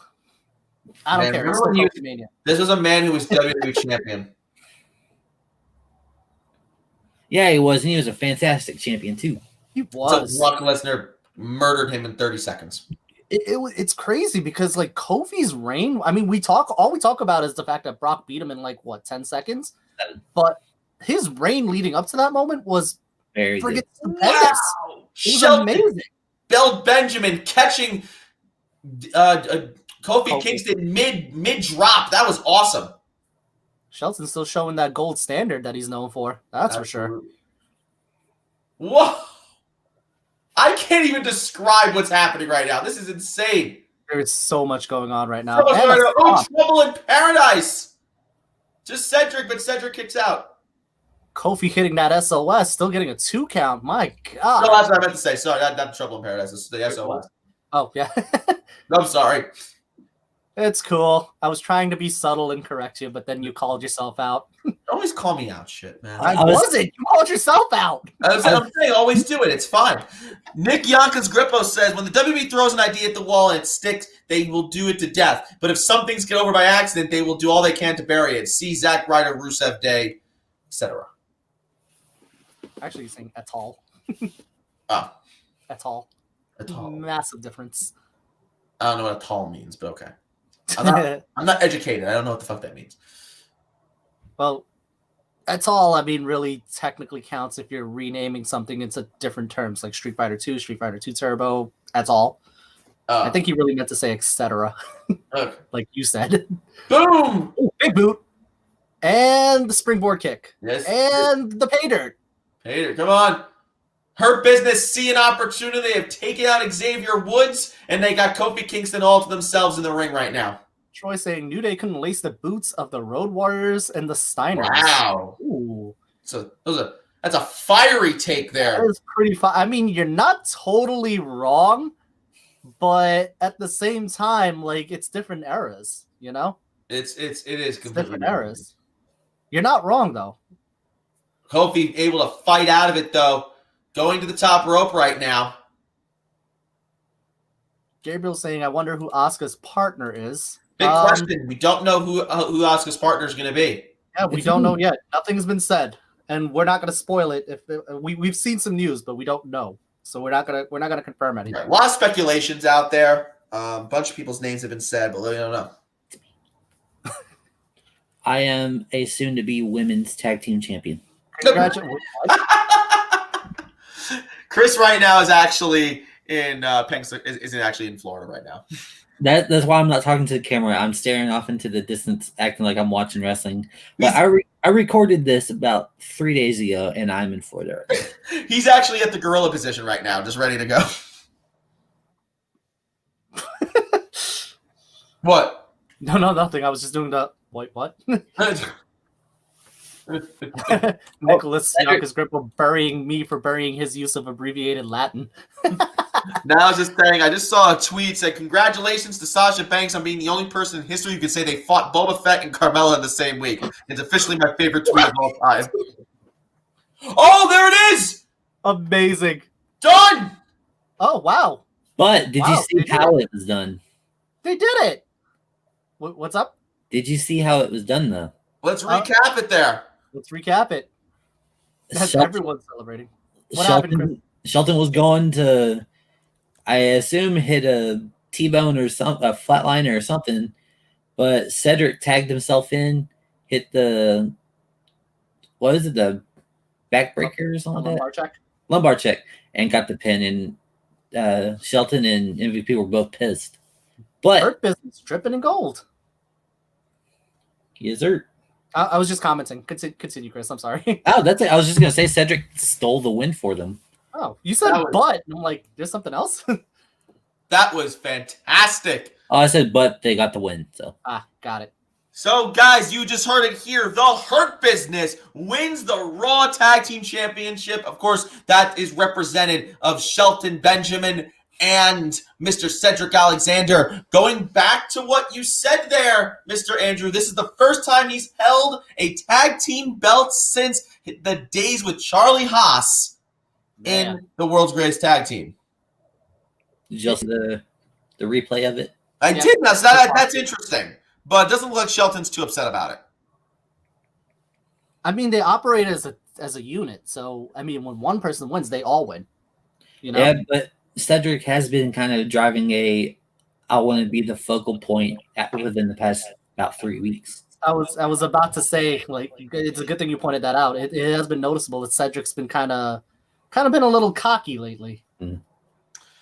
Well, he just now feels that he just got his team the win, and now, I mean, not for nothing, but the Hurt Business is just draped in gold. If it's not the gold of their jackets and their ties and the bling on their wrists, it's now championships. As now Bobby Lashley has the United States title, and Cedric Alexander and Shelton Benjamin have the Raw Tag Team belts. Mr. Andrew. Yeah, go ahead. I was going to say the tag team belts aren't gold. Continue, Chris. I just want to talk about how garbage this U.S. title run is. It might be the worst thing ever. It's trash. I mean, look, Troy agrees the new U.S. title is worse than the tag belts. It is. Yeah. It's they are. Everyone's happy about Hurt Business winning. I'm just shooting out the comments. We've got everyone happy that Hurt Business is winning. Speaking of Charlie Haas, he's still wrestling. I know Chris saw him a couple of days ago. Yeah, and he looks absolutely terrible. I thought we were going to say phenomenal. Guys, this Wednesday, the Slammy Awards will be hosted by R-Truth, the current 24/7 champion. At 10 a.m. in the morning. Have fun. Pass. Continue, Chris. That's a massive pass. Now, I was going to say Charlie Haas looked absolutely terrible, considering that's the first time I've seen him in about 4 or 5 years. But I did read the reports afterwards that he went through a lot within the past 2 years. So that does explain why. Yeah, I thought I heard in his interview he had a divorce and stuff. And divorce. I don't know. He's raising. He's raising kids. He's running a wrestling school now, like actually wrestling, not WWE wrestling. And now his ex-wife just did nude shoots, so that's a thing. Wow. Yeah, that really is a thing. Oh, that's insane. That's she crazy. recently did a nude shoot with the company that was sold on eBay, of all places. So right now, real quick, they're getting a recap of the Sammy Awards where Big E came in and busted it up. Did you guys see when WWE released the leaked audio of Sammy losing his mind on like a backstage worker to make fun of Tom Cruise's thing. That was hilarious. So funny. I mean, look, I'm gonna say it straight up. The Sammy Awards were rigged. Sammy should have won Superstar of the Year. I'm just saying. Oh, they're showing it now. Oh wait, this is the audio. Yeah.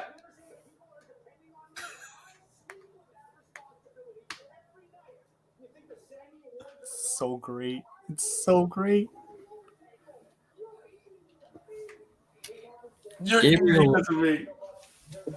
If anything happens, you're gone. That's fantastic. Wait, try streaming the Slammy Awards on Wednesday. No one can be available. I'll tell you what, because I actually have. I'm actually going to be available on Wednesday for that. But if people want us to do it, drop a comment down below. I'll do my best to cover it. Well, here's the thing. Interested. Here's the thing, though. If we're going to cover this, we got to make sure people are showing up. Yeah. So if you are saying you'd like us to cover the Slammy Awards on Wednesday morning at 10 o'clock, we need you and your support. Be sure, like our page, share it right now. If we get a lot of shares and comments right now for this stream and for that one, you know what? We'll do it. Yeah. We'll make it happen. Yeah. I mean, case in point, we had the same thing happen where a lot of fans were demanding for me to cover Triple Mania and the Super J Cup. And as a result, I did that show. Like, I covered Triple Mania and the Super J Cup for everyone. So unlike WWE, we listen to the people. So if the people tell us what they want, we will give it to them. I just won't blow out my voice like I did that show. That was bad. Yeah, don't do that, dude. that was really bad. But yeah, no, if you guys put comments down below and, you know, like Nick said, show your support, show us that you want us to cover that show. We'll cover it for you. Guys, it's time to find out who the mystery partner is. Yes, it is. Here we go. My guess, it's going to be Asuka. Double Asuka. Double Asuka. No, but in all seriousness, I know, Chris, you said you were thinking it's going to be Lana anyway. I think it's going to be Lana anyway. I think she'll come in injured. Or, yeah, she'll come in injured or... like a neck brace? It'd be faking a leg injury and then come in and start doing... Indy Hartwell syndrome. Liv Morgan. I want Liv. I want Liv. But she's with Ruby, isn't she? Yeah. She's part of Riot Squad. This is also now stream number 3 in a row where I've publicly advocated that I want to do a stream with Liv Morgan down the line. If that is also possible, please make it happen. I would love to cover a show with Liv Morgan. Please. There was a lot that I feel that she and I could probably talk about and complain about with every show. Guys, now that's something I don't know how to take it. I just saw another tweet saying Cinematic Royal Rumble, do it, you cowards. And now let me hold on for a second. If you happen to have seen Talkin' Shop at Mania 2, which was by far the second worst pay-per-view ever in wrestling history, but besides the point, if you saw Talkin' Shop at Mania 2, there was a specific match, I forget what it was called, it was a death match or something, that literally covered the equivalent of the Royal Rumble in there. If you like that, you will love that idea of a cinematic Royal Rumble. If you hate that match, I'm pretty sure you will never want to see a cinematic Royal Rumble. I do not want to see a cinematic Royal Rumble. Watch Talkin' Shop at Mania 2. It is the worst pay-per-view by a margin, but I think you'll be entertained. Joe is saying, I don't want you guys to do that show at all. Joe's saying, go to sleep. Sleep in on your Wednesday. Don't worry about it. But like I said, if you guys want us to do a show, you just have to drop those comments, and I'll do it. I will absolutely do it. Drop those comments, send some shares. Here we go now. The irresistible force, Nia Jax, making her way out. The herder, injurer in chief. LOL.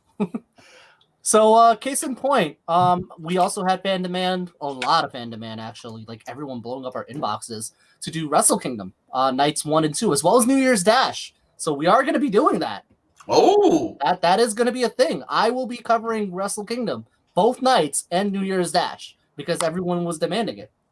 What day is new Wrestle Kingdom? So for us, I don't know how it is for everyone else, but for Wrestle Kingdom, for us, it's January 4th and 5th. It's going to be in the nighttime, or rather in the morning. So Sunday night into Monday morning, and Monday morning into Tuesday morning.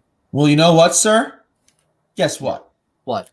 You just got a partner for the show. You're going to do it with me? I'm going to do Wrestle Kingdom. Both nights? What? Both nights? Both nights, Wrestle Kingdom. I'm there. You know what? If I could do, okay, here's the thing. I'm definitely committing to the first night. Monday night, it's the night I work, so I just want to make sure that I can do it. But if I can do it, I'm there both shows. Let's do it. Wrestle Kingdom, baby. It's like 3 a.m. Yeah, 3 or 4. Oh, I know. Well, Okay. Nick and I watched Wrestle Kingdom once live, and it was we the did. greatest / worst night of his life. I swear, like I was the only. So fun story. While Nia, Shayna, Asuka, and partner X are making their entrances, Nick had the idea to watch the Double Gold Dash nights of Wrestle Kingdom with us.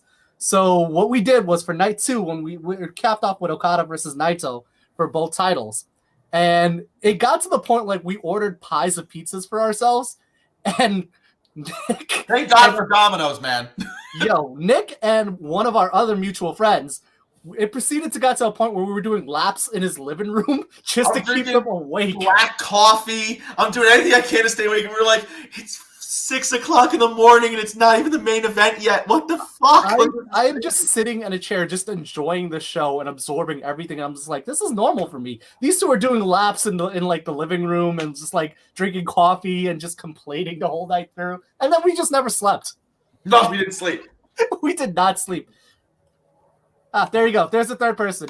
Nicholas Grippo. No, Nicholas Yankees Grippo. I wasn't sure if you were on the stream, so I wanted to shout you out properly. But yeah. So, and as we're talking right now, the Empress of Tomorrow, the Raw Women's Champion herself, is making her entrance. She is, I mean, they consider her like the greatest. Oh, there it is. Oh, yep, there it is. Wait, don't say anything. There it is. While he's looking, Niall saying Slammers will be at 3 p.m., so I'll be there if you do. Let's see if anybody's going to comment, and then we'll do it.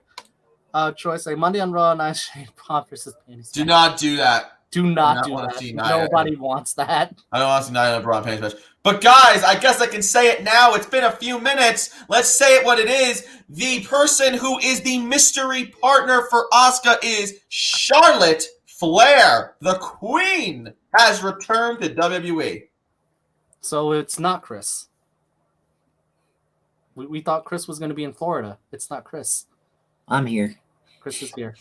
We all lied. So how do we feel about that? Are we liking Charlotte being here in this match? Is it just a little too predictable? What are our thoughts? I just hope she doesn't win, but you know what? I'm okay with her being back because it adds some levity to the match. Makes the match instantly more important. Indeed. Chris instantly loves this right now. I'm not saying any words, just... His camera's just upside down. That's really a thumbs up. Question is, whose teeth are whiter right now? Charlotte's or Roman Reigns? The fans. The fans is the answer.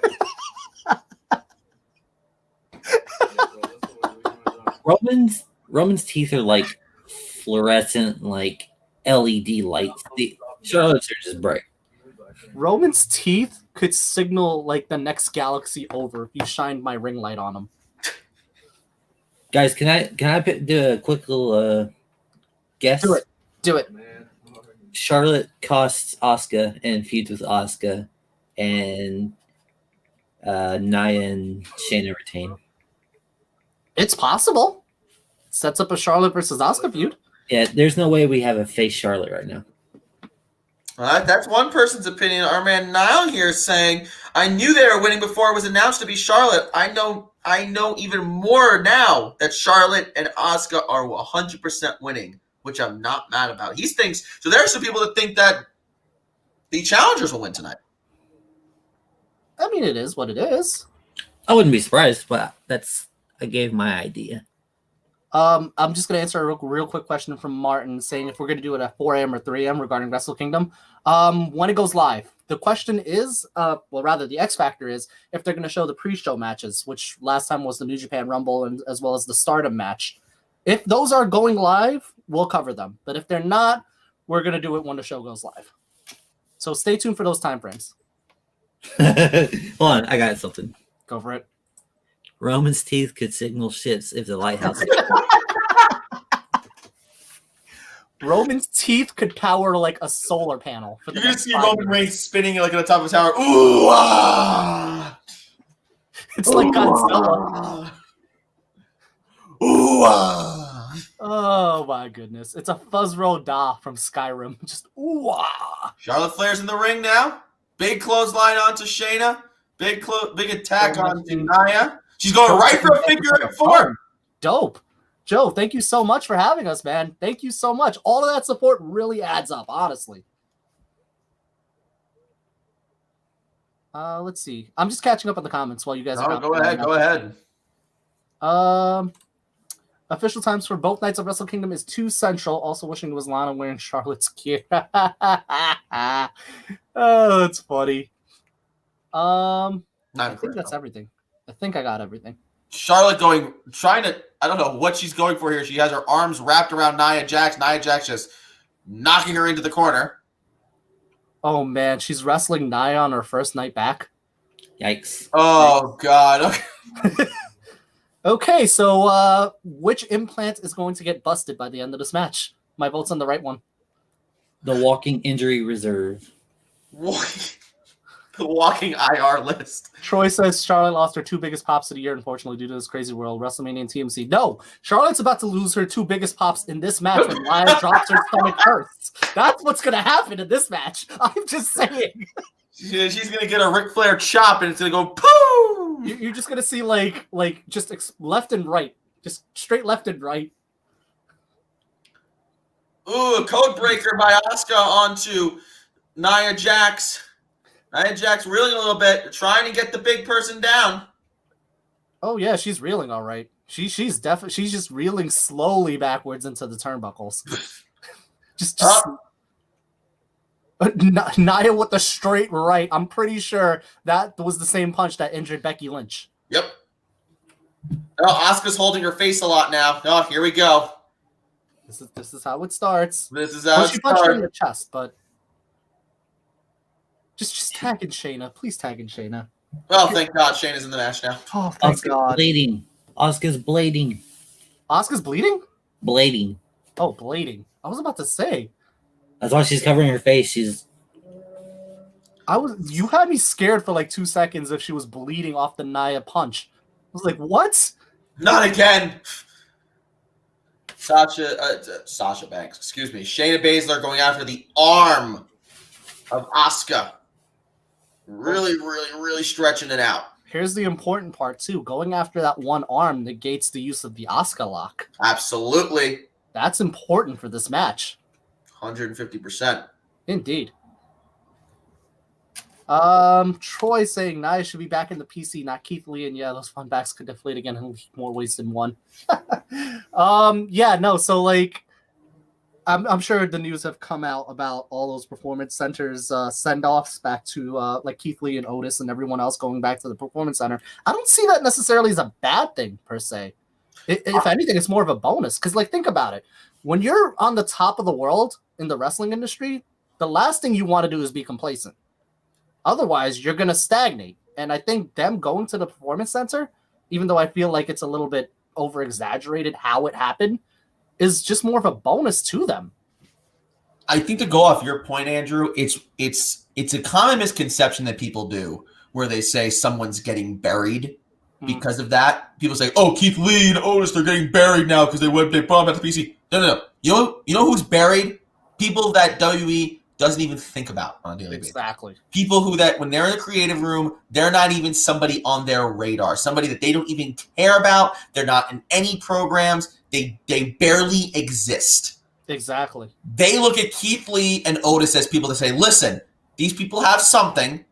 Let's hone it in while we have the luxury to do it. We have no fans. We don't have any real pressure right now. Let's get it straight now, especially, in my opinion, Otis. Yeah. Because Otis without fans is rough. You got to get him in a better place creatively, that he's garnering some more emotion from people rather than just being a funny guy. You know what I mean? Chris, what do you think? I think I took the fan side of it and being disappointed that Keith Lee, of all people, considering he's one of the biased, he's one of the best in the world to do it, considering his size especially. But it's kind of like y'all mentioned, at least they're being sent to the PC and not just sitting around. Exactly. Like Aleister Black, Andrade, and other guys that are just sitting around and not being sent back for training. Because I mean, like I mentioned, they're sitting around doing nothing, and if they might be having backstage issues. You have to pull the tab. I'm trying. I don't know what the hell. There we go. I don't know what the hell's wrong with it. It was stuck. Go ahead, Chris. I'm sorry. Yeah, basically just case in point. At least they're getting attention. Right. And I agree with you, Chris, that it's disappointing because you say yourself, Keith Lee, the first guy to defeat. Wow. Okay, hold on. Timeout. Breaking news. Ric Flair's in the back watching his daughter Charlotte Flair in this match. And Ric Flair's actually watching a television the correct way. He's actually just staring at the TV monitor. Not only that, he's not crying, and there's no blood. This is a monumental moment in the history of wrestling. I just want to see him wear the Damian Lillard shoes, and this is complete. This is a complete set. Look, Steve, Martin Lee here is a very interesting point. It's just like baseball or hockey. When you want a guy to develop, you send them to the minor league, and you don't let them rot in the majors. Keith Lee and Otis have something, but Vince McMahon wants to develop it during these times. Yeah, and that's the big thing that nobody's like. I get it. People think when you take into account the whole Vince McMahon had a fit thing, then yeah, it does sound wrong. But counterpoint, everyone that was listed on that list are people that were touted as the favorites. Right. You know, it's not like, oh, I'm sending Aleister Black down there, or, you know, I'm sending Primo and Epico. I know they're released still. You know, Charlotte touted as the future of the company. Yeah, they're not sending nobodies. They're sending people that they want to use. Yeah. Absolutely. And that's the major takeaway. Like, it's important because, like Nick said, you don't have any fans right now. This is the perfect opportunity to tighten up some things. So when you do go live, you're just going to knock it out of the park. Especially with someone like, you know, we know Keith Lee in big moments can do it, right? First guy ever to beat Adam Cole. Big moments for Great American Bash. We know in prime time the guy can go, but he wants long term. The thinking process with WWE always is not 6 months; it's 6 years ahead. What we want more out of Keith Lee. Right. So tighten up those things now. Get Keith Lee in a good spot. You can use him for more things down the road. In the meantime, we're getting ourselves a very, very competitive women's tag team match here. And this isn't us defending WWE's decisions 100% because we all know that it's like the equivalent of WWE playing an online poker game and instead of clicking raise, they just put all in by mistake. But like ultimately, like this is a good thing on their end, and I kind of commend them for that. Absolutely. Really intense match we're getting right now. Big boot by Charlotte to Nia Jax's face. Good grief. Charlotte Shayna trying to go for the coquina clutch, doesn't work out. She instead goes for a roll-up. 1, 2, doesn't quite get it. Charlotte is really tall. I'm just noticing that now. She's 5'9". What's up? She's 5'9". Well, that's the thing that I just got. Like, did you see how she was sizing up against Shayna when Shayna was trying to lock the Karafuda clutch in? Charlotte towered over her. Oh, there goes Asuka. She flew right into Nia Jax. Both of them are taken out. Shayna Baszler's trying to get in that Karafuda clutch. Can she get it? No. Charlotte rolls up for a pin. Kicks out at 2. Natural selection onto Shayna. Oh. 1, 2, 3. Oh, boy. Oh, my goodness gracious. So with that, Charlotte just became a WWE Grand Slam champion. Yes, it did. Just like Bayley. So the second WWE Women's Grand Slam champion just got crowned as Ric Flair is crying. Oh, Rick. Wow. Be careful when you're not wearing the Damian Lillard shoes. Those things are expensive. See, again, no words, just I was about to say, like, I'm not totally happy about that. It just seems like they just shoehorned another reign in for Charlotte. That's also Asuka's second reign as tag champ. And Asuka's now a double champion. Yep. Why? Just why? Hey, maybe now she can lose it to Shayna. I guess, but like the way they're going about it, I don't know. I'm not total. Like, I'll give it a chance, but I'm not totally sold on it. That's just my take on it. Ooh, I'm going to jump off stream for like 2 seconds, and I will be right back. No problem, buddy. You do what you gotta do. Got it. I mean, I don't know how I feel about this. I don't like it. I've mentioned this on the past 2 streams with Andrew. I hate double champions unless there's like a really significant story going into it. And actually, I didn't see this a couple minutes ago, so I'm going to pull it up. Black is having serious backstage issues, which we expected, and Nia is dangerous.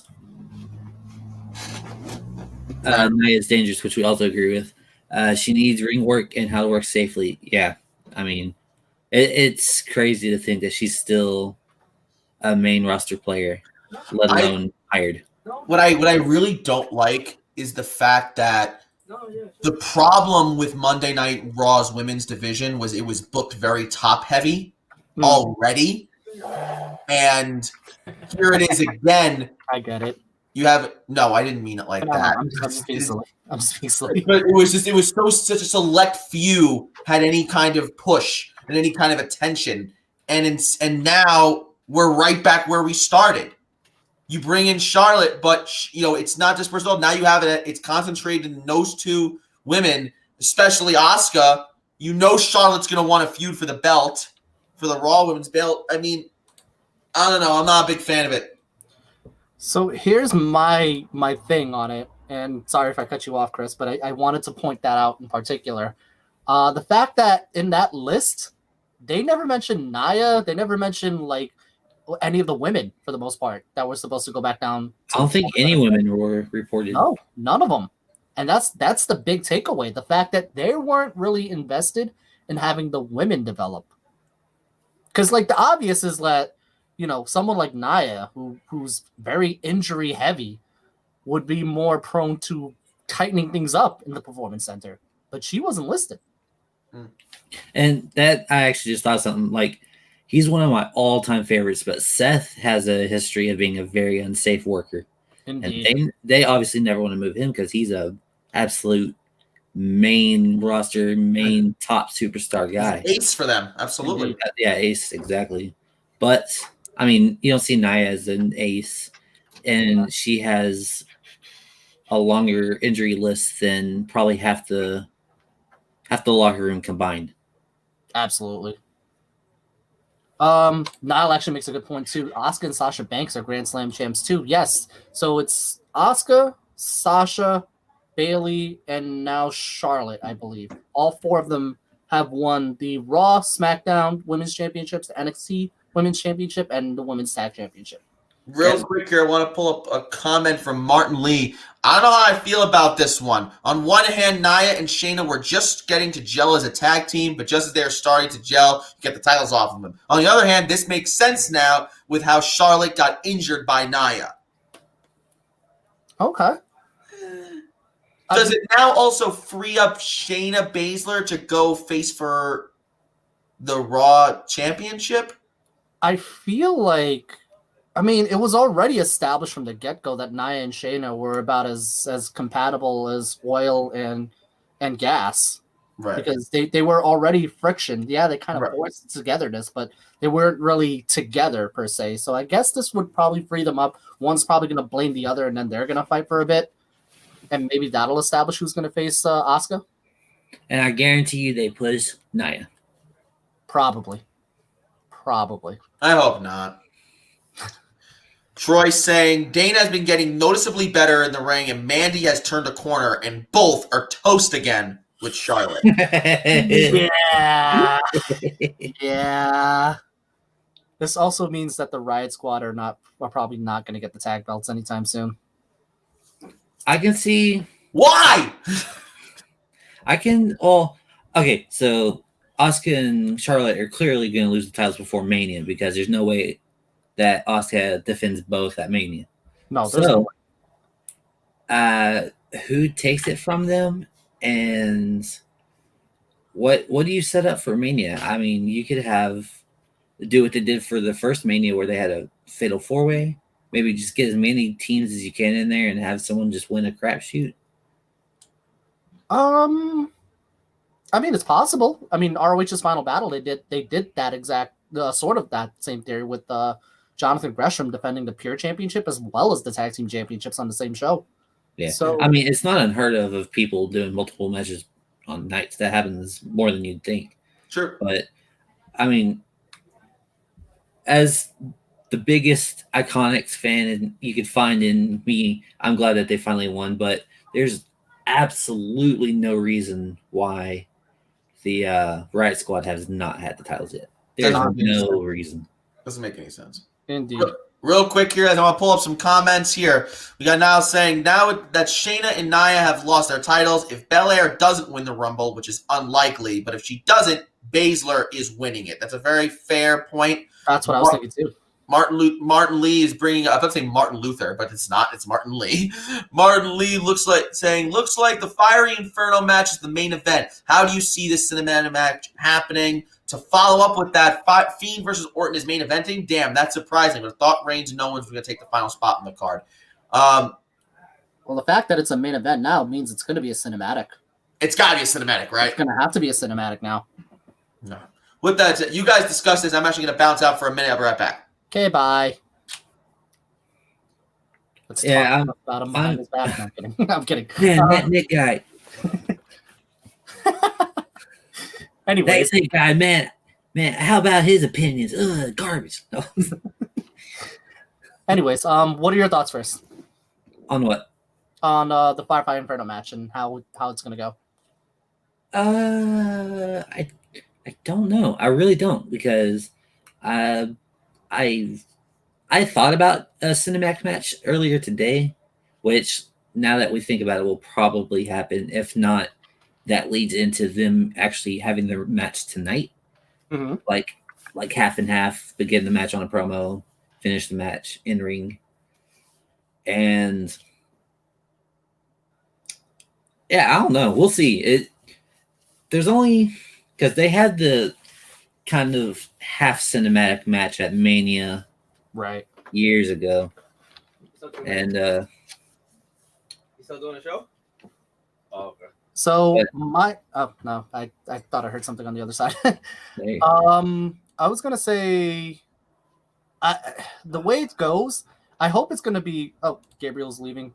Take it easy, Gabriel. Thank you for staying with us the whole time, my man. Tuning in. Yes, thank you so much for hanging out. And I was gonna point out the same way Troy pointed out, hopefully better than the Cena versus Fiend thing at WrestleMania, the Firefly Funhouse match. I hope it's going to be as good, because the Firefly Funhouse match was bonkers good, to me at least, because it was a psychological breakdown of John Cena. But at the same time, like, how are you going to pull this off? Like, it's going to have to be the Fiend losing, because Randy Orton doesn't wear clothes. You're not going to burn Randy Orton, and then he shows up to fight Edge later, if he does still fight Edge.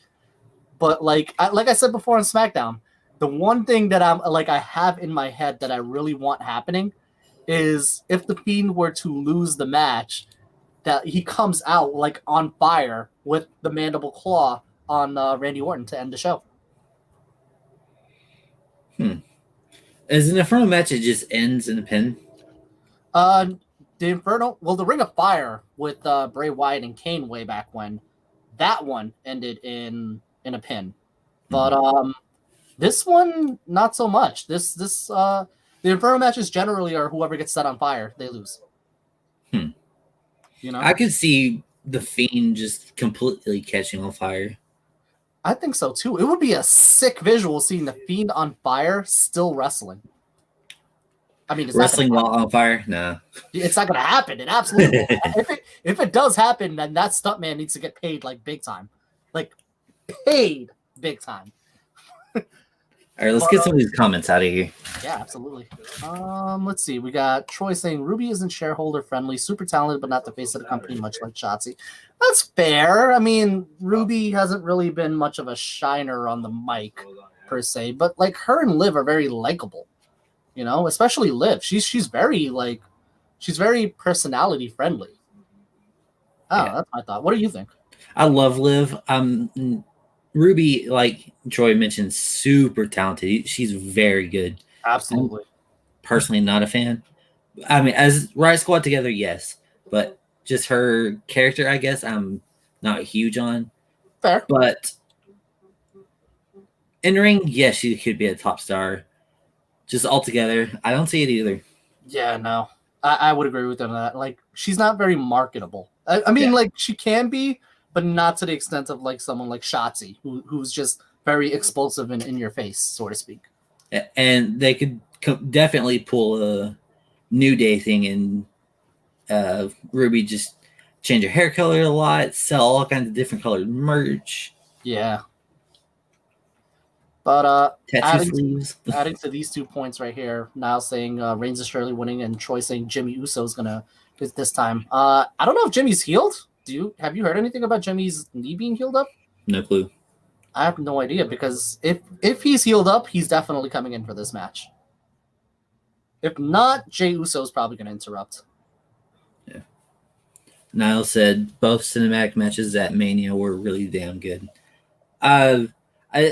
It might have been because I didn't watch it live, but the Firefly Funhouse match I didn't care for. I'm not saying it was bad. I just didn't personally care for it. It was a little confusing. It was confusing to me. I guess I was just didn't understand most of it. But the Boneyard match was like a top 10 match of the year, if not top 5. It was so good. That's fair. I respect that. Troy mentioning, for proof, the match is supposed to be first on fire. So, but it's a Firefly Funhouse, or a Firefly Inferno match, which means Firefly is going to fly around while somebody gets set on fire. Whoever gets hit by the most fireflies and lit on fire loses. Gabriel, before he's leaving, mentions the Universal Championship on the line as Kevin Owens just jumps Roman Reigns before the match even begins. I'm surprised Kevin Owens is walking. Yo. If any of y'all watched Andrew and I cover Friday Night Smackdown, I don't know how Owens is breathing, let alone walking, let alone wrestling. Good grief. The man should be in a hospital bed. Yeah. But, I mean, you look at Kevin Owens' career, that's just another night in the ring for him. Indeed. Getting massacred with chairs. Speaking of massacre, he is massacring Roman Reigns right now. Sorry for, And Troy agrees with me. The Firefly wasn't good to me either. Boneyard was amazing. I agree.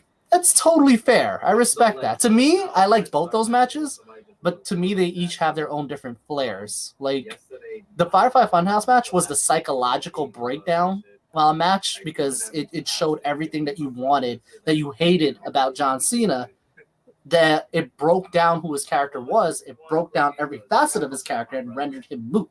That's too smart for me. That's why I didn't like it. That's fair. That's totally fair. But conversely, the Boneyard match to me was the physical and violent aspect of a feud that got really personal and showed one man fighting for his family, or for the honor of his family. And that is why I like the Boneyard match. Yeah. So it goes both ways, And again, it might not help because I had to watch it at work because I was working that night. Ouch. And so I saw pretty much I think I was off the night of the Boneyard match, but the Firefly Funhouse match, I missed parts here and there, so I had to rewatch it. And maybe watching it live, I would have liked it better. I mean, it is what it is. It's one of those. Jey Uso just got super kicked into another dimension. Poor Jey. Jey has been on fire these last couple of months. Oh, what a guy. Yo, what a turnaround for his career, honestly. I never would have seen either of the Usos as a singles guy, and look what Jey has done in the past 6 weeks. Ridiculous. Troy mentioning, have you seen the crazy crap Steen did in ROH? Absolutely. Oh, Absolutely. And that's what we were saying. Like, have you seen Steen's career in ROH? He did this on the normal. Yeah. I have hit one of his DVD collections from ROH over behind my computer. So, yeah, I've definitely seen some. Kevin Owens just smashed. I was about to ask you if you saw that. He super kicked the chair and he's destroying his ankle. He is Pillmanizing Jey Uso's leg right now. Nice. Pillmanizing. That's what they called it. Pillmanizing. Well, Jimmy's gonna have a new limping buddy. I hope it's like Jimmy's right leg that's messed up, so they can like have matching legs, like matching leg injuries. Oh wait, Kevin Owens is now taking apart the announce table. Here we go. So who's going through the table? Kevin Owens, Roman Reigns, or Jey Uso? Roman. All three at some point in this match will be through a table. All three of them through a table. I mean, throughout the whole match, all three will be through at least one table each. Oh, wait, they're taking Jey Uso out. Roman with the drive-by, though. Oh, what a drive-by. Wow. I mean, let's be honest. Even though this kind of takes away from the match a little bit, we already know Roman's winning this match. It's just a matter of how he's going to win. Because, I mean, there's so much more that you could do with Roman as the tribal chief. Oh, yeah. I said it as soon as he won the championship. I don't see him losing for a while. A couple months. At least. Probably Mania if you can build someone up to take him out. But, yeah, I do not see Roman dropping a match, let alone belt. Shut up. No. Probably, but no. Probably, but no. Oh, man. Roman is just punishing Kevin Owens right now with those steel stairs. Those 750-pound steel stairs. Okay. We're getting our stairs match. We're getting our stairs match. It's happening. So here's my thing, though. Even though I kind of mentioned it, and I was joking half-heartedly, but it kind of is seeming to be heading that way. If Goldberg does indeed face Roman Reigns at WrestleMania and does indeed take the Universal Championship from Roman Reigns, where does it go from here? Brock versus Goldberg 3, 4? 17. No, it's wait, hold on. It was WrestleMania 20, then it was Survivor Series, then WrestleMania again. So yeah, it will be 4. Oh my gosh. So take my money. The thing is, Roman, this is the best Roman we've ever seen, character and in-ring wise. So let's say, you guys want to back out for Pat? Oh, I want to pull this up real quick. Troy said, "Is Kane still signed?" I don't think he ever technically signed. No, he was signed, but they released him. Okay, he was around for like a month. Yeah, he apparently, if the rumors are to be believed, he apparently rubbed people the wrong way. I believe that. No, but if you can build the right person, I mean, this is the best Roman that we've ever seen, character and in ring. So, is this the guy to end Goldberg? Because even Goldberg beat the fucking Fiend. The Fiend you're supposed to build to never, ever, ever lose. And he can't even beat Goldberg. Yeah, and he didn't even beat him clean. He just hit him with a jack suplex. Not even a jack hammer, just a jack suplex. It was a suplex. Once. Yeah, he hit it once and finished him. Yeah. And then the Fiend spared him like 47 times, but and then the Fiend sat up, just told Goldberg, take your spear and go home. I watched that at work as well. That was one of the Saudi shows, right? Yep. I watched that at work because I opened that morning, and I turned it off after that match. I was not happy. Now saying, have you seen the betting odds for the Royal Rumble match? Top 5 for the men's are Big E, Edge, Keith Lee, Lesnar, and Reigns. Why would Reigns win the Rumble? Unless he's like gonna prove that he's like top dog and pick his challenge. And for the women's match, the top 5 are Rhea, Ronda, freaking Rousey, Shayna, Alexa, and Sasha. Thoughts? as Rowan just freaking yeets a fist into Kevin Owens' face. I'll let you go first, Chris. Who betting odds? Pull up real quick. Yep. Top 5, Biggie, sure. Oh, God. Edge. Yikes. Edge, sure. Keith Lee, sure. Lesnar, of course. Reigns will be the champion at Mania. Women's Rhea, yeah, I can see that. Ronda Rousey, not anytime soon. I feel like unless that's one of the things that they do for Raw to bring more views in, which now that I think about it would be great. Yeah. Even though I'm not a fan of her WWE career. Shayna, yes, absolutely. Alexa, yes, considering she's doing the Firefly stuff right now. And Sasha, I doubt will be champ by then, but I don't see her winning. Just quickly, we've all mentioned it earlier. Shayna and Bianca are my picks, or favorites, I would say. Fair. Yeah. Oh, Kevin Owens coming back in with the steel chair, knocking Reigns. Good grief. I want to say, like, I try to avoid the betting odds when it comes to the Rumble because the Rumble is like one of the very, very few matches that I try to go dark with spoilers because I want to be genuinely surprised. So, like, I don't even look at betting odds and stuff for that sort of thing because I want to see who's going to win and I want to be like, yo, that was dope. And I ruined the Rumble for me this year because I read some. Oh my God! That was the back of Reigns' head onto that steel chair. That fisherman's buster into that steel chair. That was the back of his head into that chair. Good. That was. Oh my God! Is he okay? Like he clutched the back of his head really hard. I'm very concerned that he may have hurt himself. Niles said, I'm baffled that Belair isn't the top favorite to win the Raw. I'm not because she's so green still, or new, I should say.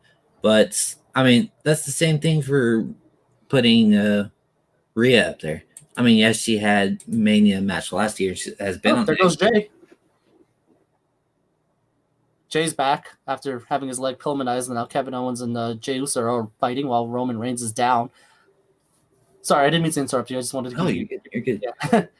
Yeah. Yeah. So I'm guessing this is because Reigns is currently hurt. I'm not sure. Oh, wait, there he goes. Superman punch. Never mind. I mean, he's definitely reeling. Bianca is the future of the women's division. She could be the current, but they're not going to do it. Right. Reigns told KO he's messed up. Yeah, they probably gave him a few extra seconds to. Yeah. Because he hit that Superman punch and instantly went back down. Yeah. Now, if that is a case of him actually showing that he is hurt, like, you know, he's pretending it or kayfabing it, good on him. But he looks like he actually got hurt. I'm genuinely concerned. I'm not going to lie for you. I'm genuinely concerned for the man's neck right now. Was it his neck or the back of his head? It looked like it was the back of his head, but like he was kind of like, yeah, oof, concerning to say the least. I believe he's hurt, or like I believe he's like hurt, but he may just be like downplaying it right now. But I think he mentioned that he was hurt. But I digress. Right now they're setting up tables in the ring. He's grimacing, but he's walking. As long as he's okay, that is the important thing. Good grief! What are you thinking about this match so far? To put it professionally, this has been a clusterfuck. Owens and Reigns murdering each other for about 5 minutes straight, and then you get one bad spot, and now they gotta kind of rework it. I'm curious to see how this is gonna go.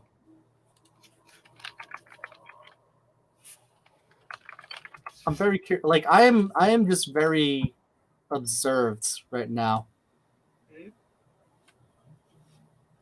Okay, so stunner. We got a stunner. Imagine being concussed and then taking a stunner. Troy's noticing it right now. His left side is messed up, so he might have a stinger. Aaron's saying, "Wait, what? I returned to Nick." So Nick just stepped out for a second. He'll be right back though. Probably about a break. Yeah. So what happened was Kevin Owens hit a Fisherman's Buster for onto Roman Reigns with a chair setup, like sat folded over, but I guess he kind of missed the angle and like the back of his neck or like the back of his head kind of clipped the chair. Neck straight to the chair top. So like he was very much clutching his head and he was like in pain for a bit. And I think right now all of this is happening to cover for the fact that Reigns is hurt. Yeah. How do we feel about Mullet Uso? What's up? How do we feel about Mullet Uso? I actually like it. It differentiates between the two pretty well. I don't know, man. You can kind of tell who's who, to be honest, but like it differentiates them even more. Yeah, I don't know how I feel about it. I told my friends I wanted to get a mullet. All I got to do is shave like the sides and shit off and just grow the back out because that's what the only thing that grows is the back of my hair. LOL. And then I had a customer come in the store with a mullet. I was like, yeah, I'm good. Victor, just to keep you in the loop, Asuka's partner, as Gabriel pointed out, Charlotte was the mystery partner, and they did win the women's tag team championships. So right now, the Universal Championship is happening. This is something. Holy Christmas! Is Kevin Owens about to win this title? Nah. Oh no! Wait, Reigns is holding his neck as he climbed up the ladder. He is definitely hurt. Yeah. Which is kind of scary considering they're continuing. He may just have a stinger. So Yeah. like Troy mentioned a little bit earlier, like his left side might be a little bit weak. But yeah, see, look, he's kind of like sliding. Yeah. Yo, Andy, you heard they passed the. I'm genuinely concerned because that was a nasty fall. Yeah, all of them. They just announced it like an hour ago. So we're gonna get. So right now, Kevin Owens with a super kick countered over into a wow. He still lifted him into a power bomb. Yeah, everybody. Onto the ladder. He's shaking though. He's very wobbly. Yeah, that's not bad, man. With like $400 or $500. So I think what happened was they had Jey Uso kind of cover, and like Reigns was probably getting checked by a ref, like maybe a quick check to see if he can continue. But what would have happened if he couldn't? You have Jay run up there, grab it, and grab Reigns. Oh man! Oh, very nasty back suplex onto the edge of the ladders for Kevin Owens. Oh my God!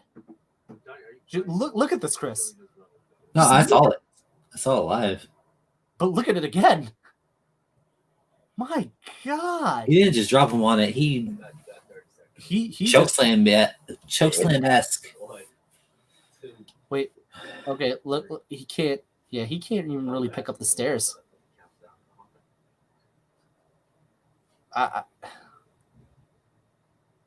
Is he about to? He just choke slams Kevin Owens through the table with the strong side of his body.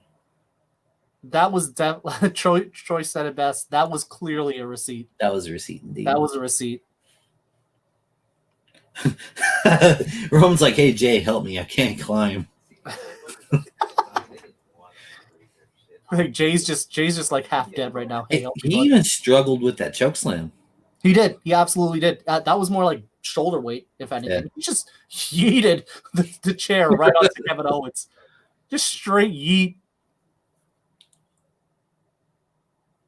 Oh my God, I'm terrified for what the injury report's going to look like for Roman. Like you could see the side of his body is like red, like it's swelling. Oh wait, what's he doing? A Samoan drop through another table on Kevin Owens. Kevin Owens has gone through 3 tables now? Yep.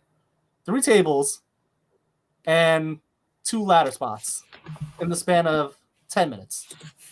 Fight Owens fight. It's not looking too good. Gabriel And asking, where did Nick go? Oh. Bathroom break. He will be back. He will be back. I love when everyone's concerned about when one of us steps out and is like, where did you go? They care about us. They care about us. Also, shout out to everyone watching. We've had over 10 concurrent viewers since we began. Shout out. All the shout outs. Thank you, everyone. Facebook, YouTube, and Twitch. We've had commenters from all 3 platforms. That's insane. You gotta love it. You gotta love it. I do love it. Oh, Roman's looking up. Roman's ready to go for that belt. See, here's my thing. Why didn't Heyman just go up and get the belt? Yeah, okay. I mean, like, Heyman hasn't done anything. He's just, like, I climb. get that's what he's supposed to be doing, but still. He's definitely grabbing the belt by this point. Oh, is Kevin still grabbing? Kevin Owens is still grabbing Reigns' leg. He is still alive. Steen can't die. Now saying I gotta respect people who can successfully wrestle in jeans. I could never. I don't think I could either. I really don't think I could either. Good grief. Kevin Owens will not die. I think that was best said. Kevin Owens will not die. Kill Steen, kill. Where is Mr. Jordan? Oh my God. Well, Roman's back to chattering and showboating. Maybe he's back.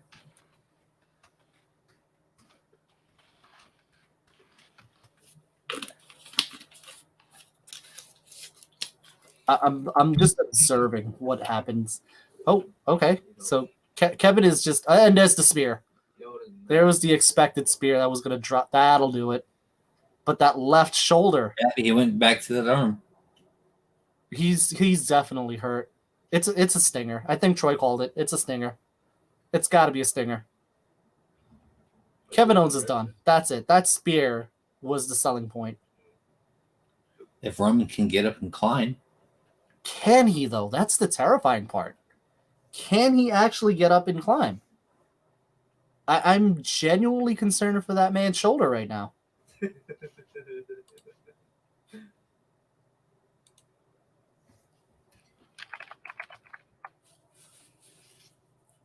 Good grief. Okay, so Owens is up. Owens is still up. How is he still up?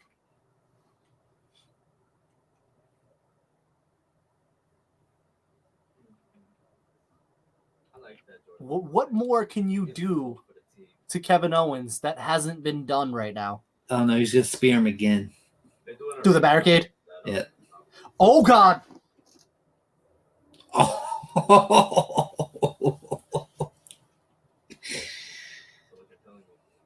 So like one shoulder wasn't enough. You had to like even out the other one, right? How am I supposed to work with half a body? How about nobody? Just nobody, you know? If you can't work with half a body, just work with nobody. But so wait, is Kevin Owens about to pull down the Universal Championship? Now here comes Jimmy. Is that how this ends? Or is Jey Uso going to come in? Or like you said, Jimmy? Yeah, no, I'm not. Oh my God. He's got, oh, wait, there's Roman. Wow. I'm going to admit, unashamedly, I believe that was it. I honestly believe that was it. Wow.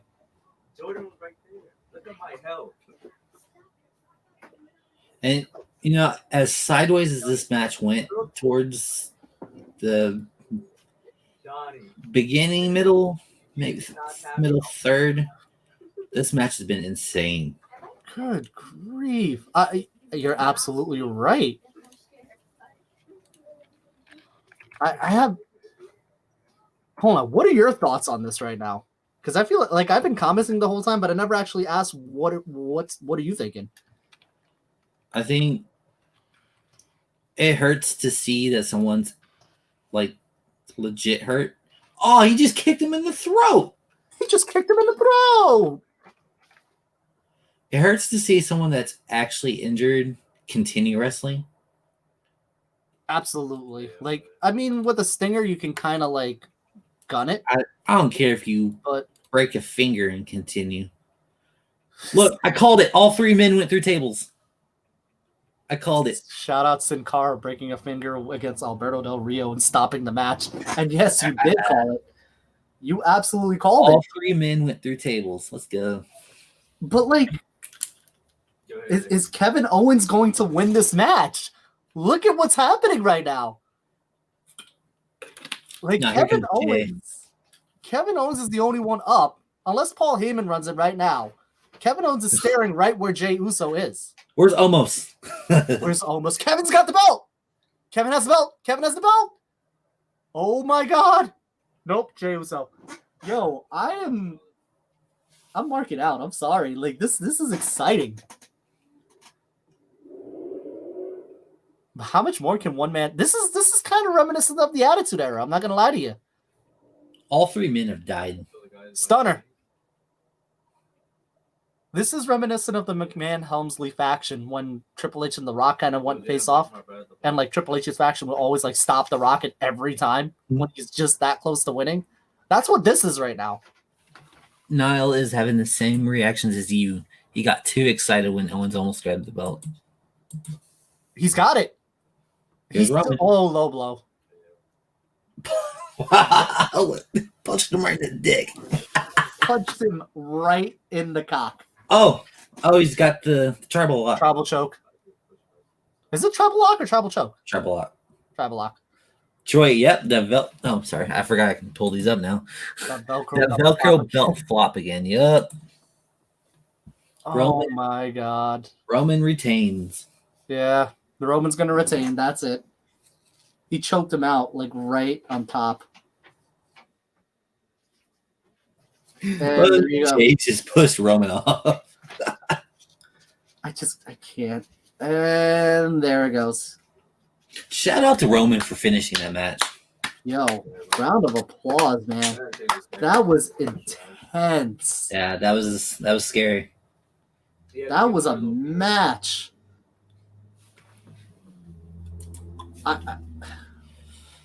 Clinton, speaking of broken hands, remember when Cesaro defended the United States Championship against R-Truth with a broken hand and had to wrestle a match with one hand? I don't, because I think that's when I stopped watching. I stopped watching for like 2 years, like 2011 or 2012 to 2014. I stopped watching, and that happened.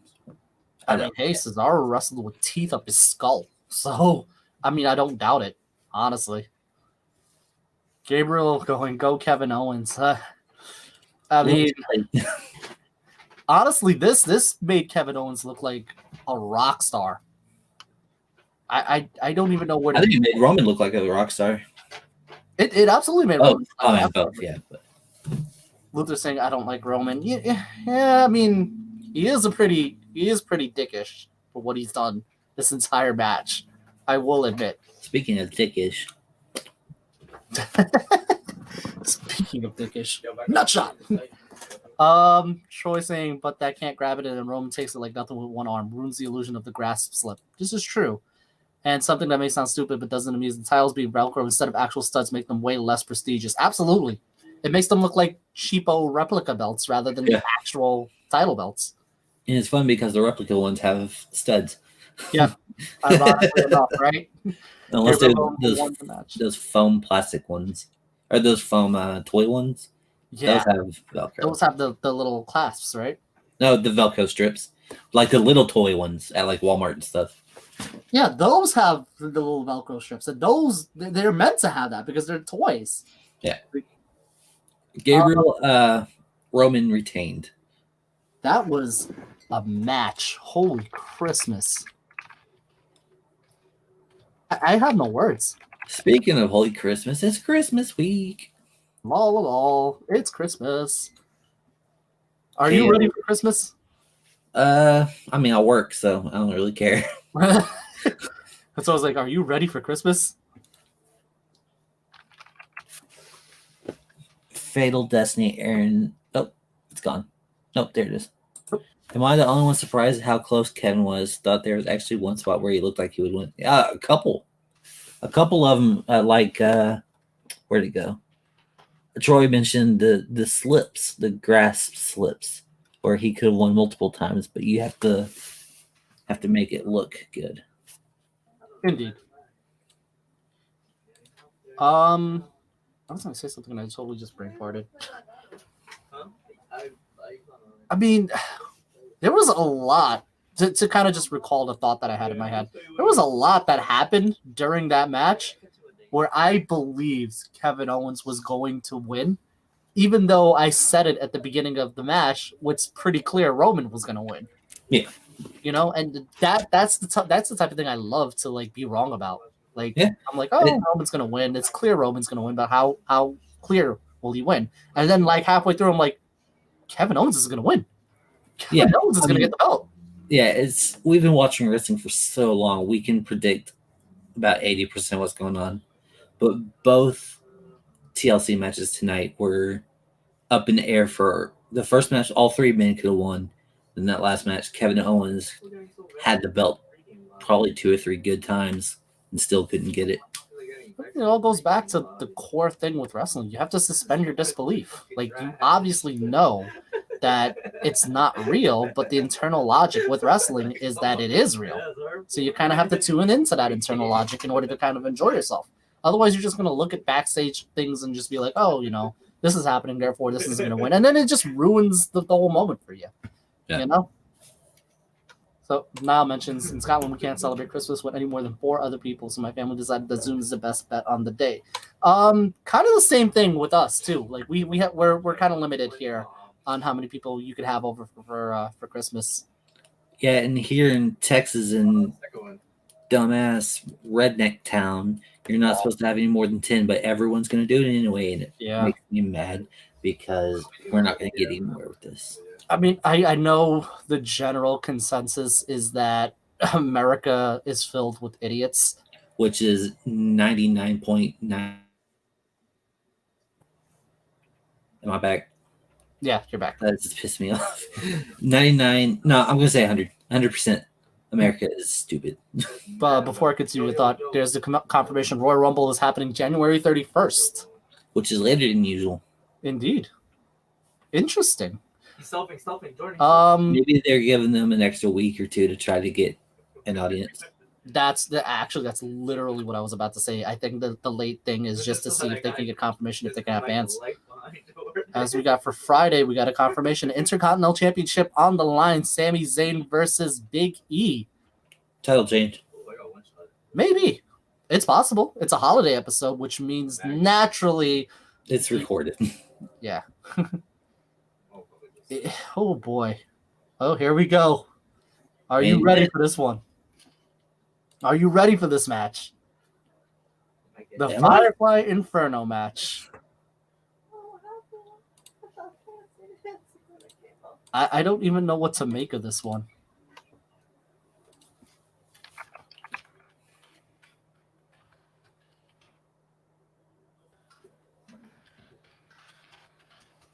Let's see. Pull up some more comments here.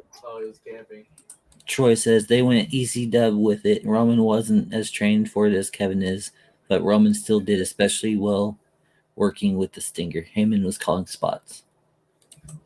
That's why Heyman is one of the best things for WWE. What he can do, considering he's not in the match.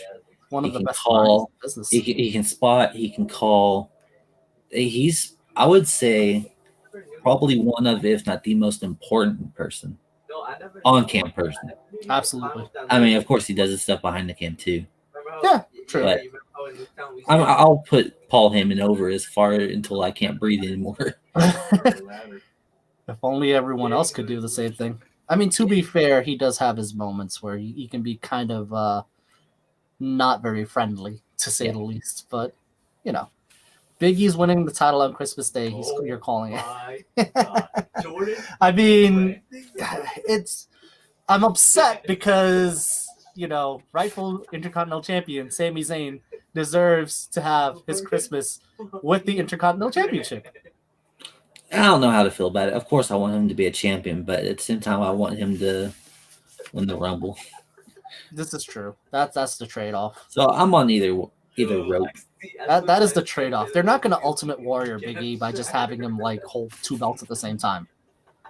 Or, you know, Troy say better than Russo by a mile. Yeah, they both have their flaws, but if I had to pick between the two of them, definitely Heyman over Russo. That's my thought. That's just my thought. Now, who do you have winning this match, Chris? I would assume the Fiend, but 85% of the show has been actually unpredictable. So I don't even want to guess. I feel like there's a fun feeling when you're guessing it, but at the same time, it's like, there's so many directions you can go with this. The most predictable when it came to predicting Fiend matches was WrestleMania with the Firefly Funhouse match, because that was catered specifically to have the Fiend win. But this match, I don't know. It could go so many ways. Let's see what the comment section says. Video packages, WWE do this phenomenally. They're always so good. Absolutely. Best in the business. Best in the business. So yeah. Yeah, like you said, when it comes down to like video productions and hype videos, WWE they top it by a mile. Yeah, I mean that's what they have money for. Troy saying Fiend will no sell the punt. Now I would love to see that. It's gonna happen. It probably will happen because the Fiend already no sold the curb stomp. He's already no sold the spear and the jack suplex. Wait, hold on. We're back in the ring with Mike Rome. The only way to win is so the way to win the match, you have to light someone on fire. So there's no pinfall submissions or what have you. It is not the Ring of Fire match between Bray Wyatt and Kane. This is an actual genuine Inferno match. We're getting an Inferno match in 2020. What is life? Edgier content. Oh, wait. Randy's wearing pants. We got pants, Randy. Update. Randy's losing. If the fact that he has clothes on means he's either very smart or he's going to lose. I mean, oh boy. You know what? I'm going to join what you were saying. I don't think I'm even going to guess. I'm just going to let it ride. I think ultimately this is going to end in a cinematic fashion, but my God. How many times can you destroy the Fiend? You know, the thing is, that's the whole thing with the Fiend. Like, he's supposed to be indestructible, but the problem is he's overexposed. He's so exposed at this point, and like it's gotten to the point where if you see the Fiend, you know that he's either not going to lose, or he's just going to take a beating and come back up like everything is fine. I don't know. Let's see. Mal saying, "Is this not a cinematic match? I'm both happy and pissed." I think it's going to end in a cinematic fashion. I like it's going to start in the ring, like Chris said earlier, and I think it's just going to end in cinematics. I had it opposite. Start cinematic and end in the ring. Oh, I take it back. Screw you, Chris. The ring's not even on fire. Yeah, I was about to say the stuff isn't around the ring like it normally is. It's on the guardrails. It's weird. Radio and Shockface is so mean potential. It's true. You watch a special where he almost torched himself burning Taker's casket. Yes, we did. That actually is pretty funny because that's how he legitimately mentioned it like that. Like I think it was No Mercy. I don't know if you saw that, Chris. That handicap casket match. Yeah. Like that had me laughing a little bit. Now I'm curious, like you said it. It's not even in the ring. It's around the like. Are they just gonna like have it so whoever gets smacked into the sides of the ring or like the barricades? I don't I don't know how I feel about it. I mean, we'll see once they actually light them, but that's the thing. I'm a little impatient.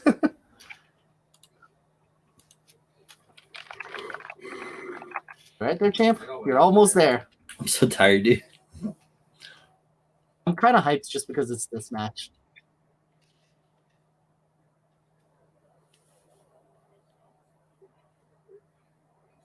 So the fact that Randy's wearing clothes, I'm so glad they're covering for that. But at the same time, You can't light flesh on fire. What's up? Can't light flesh on fire. Well, that's what I was gonna say. Like, I'm glad they're explaining the fact that Randy's not gonna come in with friggin' tights and knee pads and stuff. Like, he's actually clothed because he's about to fight a match where if he loses, he's gonna be on fire. Yeah. Like they explained it. If you don't mind, I'm gonna mute my mic for a second so I can turn up TV and listen to this entrance. Do your thing. It's so good.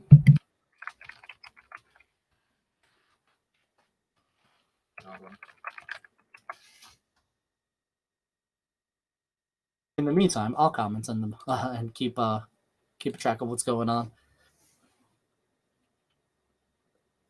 Oh, let's see. I'll just catch up on some comments real quick.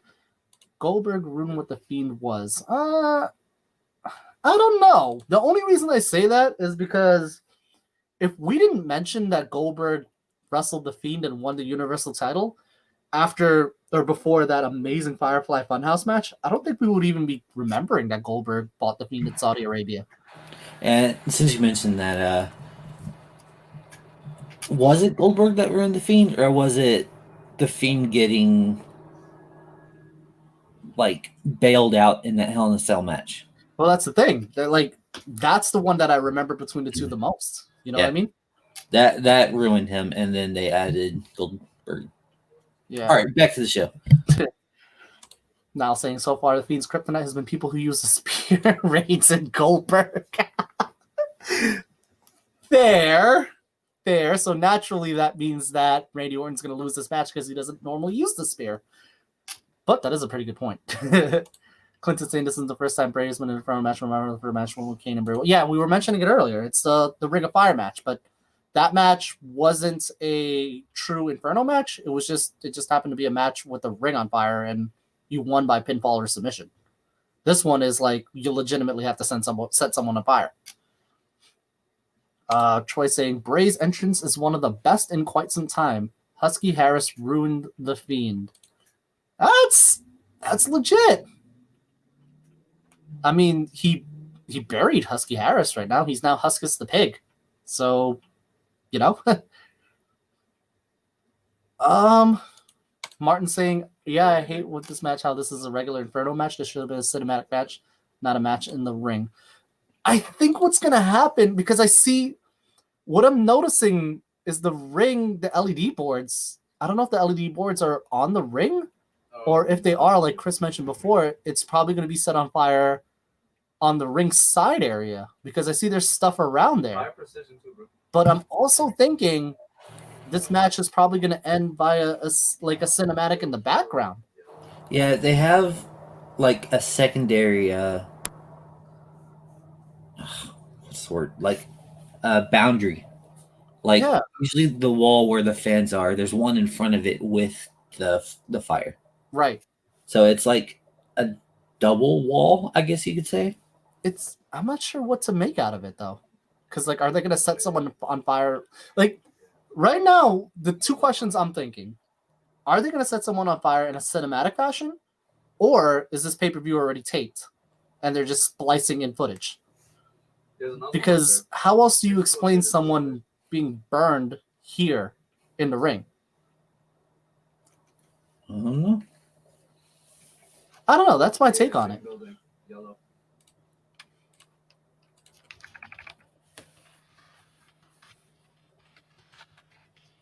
But nevertheless, we're here. The Fiend versus Randy Orton in the Fiend's revenge match after what all the wrongs that Randy Orton did to Bray Wyatt. Niall said, correction, the Fiend's entrance is the best. Yeah, yes. I'd agree with that. Martin That's why I muted myself to go watch it. and I'm hoping something big here. What's up?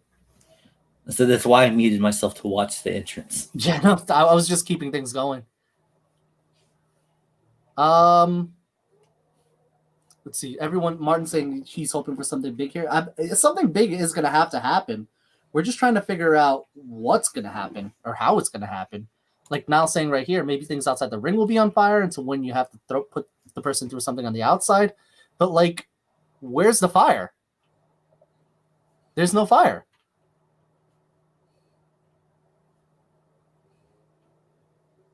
I'm waiting to see if like something is gonna set on fire ringside, but nothing's being set on fire. So I think this is gonna be a cinematic finish. I think that's what's gonna happen. Troy's, yeah, there you go. Troy's saying Charlotte posted on Instagram that she's flying in this afternoon. I mean, that doesn't mean anything. Well, here's the thing that could happen with that. Like most of the pay-per-view itself could be live, but they probably taped the finish of this particular match. Because if you remember WWE Raw, when they did the switch between Bray Wyatt and The Fiend, that whole show was live, but the ending of Raw was taped and spliced. So, like, it's a very real possibility that the end of this match could have been taped in advance. I don't know. Or maybe we're just going to have another thing where, like, The Fiend gets burned in a casket. Oh, Randy going for the RKO early on, and The Fiend just going to town.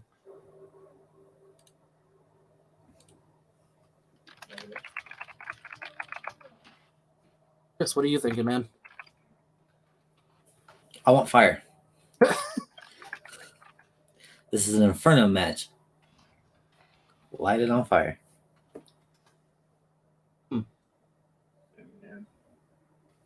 I'm trying to like.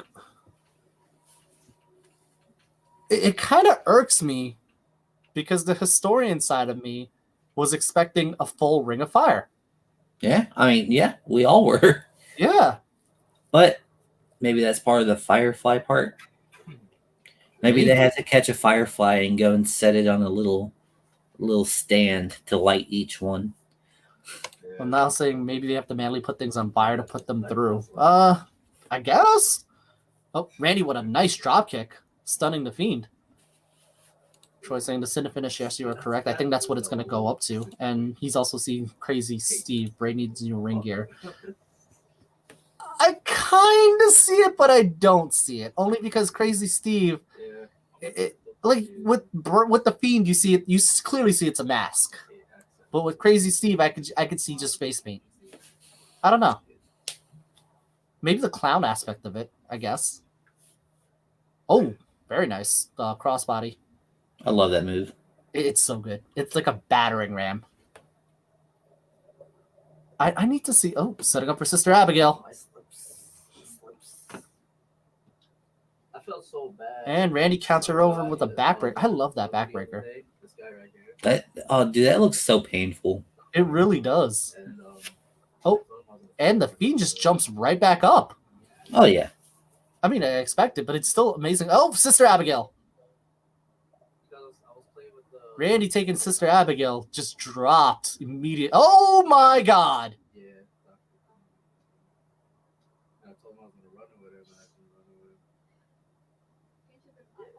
I was not ready for that at all, and I'm like 80% sure I just peed myself. I don't know how I feel about it. I don't like the poles. I don't either. But holy Christmas, that was a visual.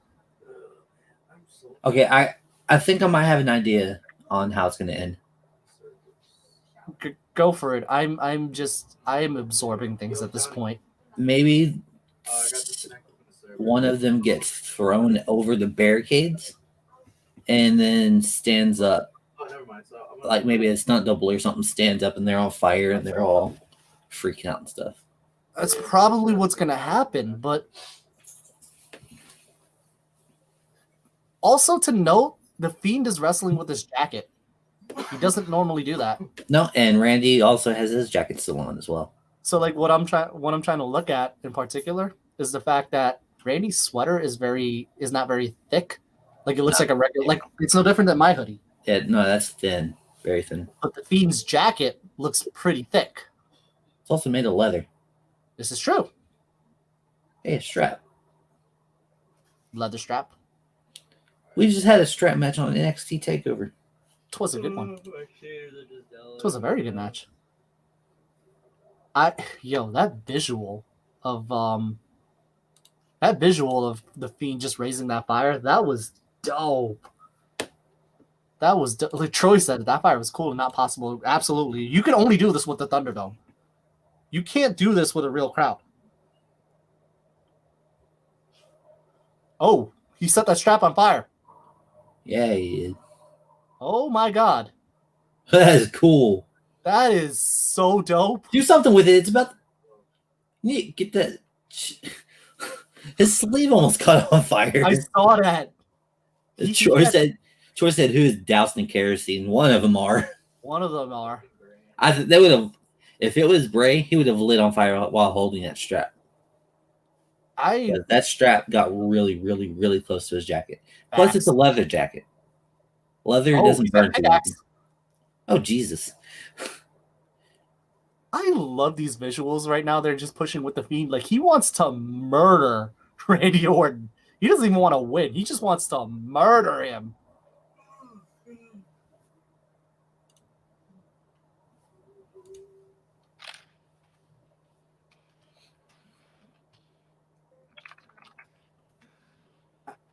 I'm sorry. Like, I know I should be commenting as I go. Dude, this is something we've never seen before. I'm so absorbed with this right now. Like, I don't know what to say.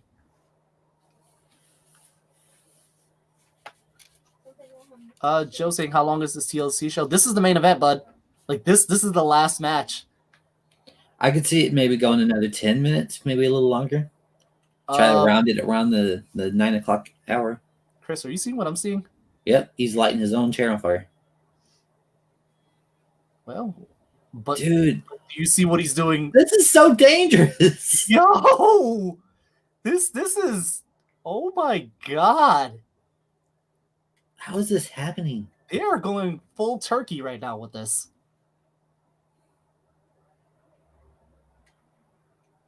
Is he gonna put Randy on the chair? There's no way. Randy would have to take his clothes off. Because he'd have pause.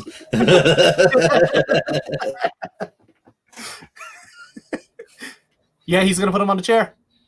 But he's gonna soak in some of that kerosene, and that is not safe. It is not. Oh no! Oh no! Look, wait, he's he's got a Zippo. He's got a Zippo. Hey man, how are you? I didn't mean what Randy. Oh my god. This is absolutely recorded. You see, there's blood all over it. Yeah, this is mega recorded. I'm trying to drop a 20 bomb.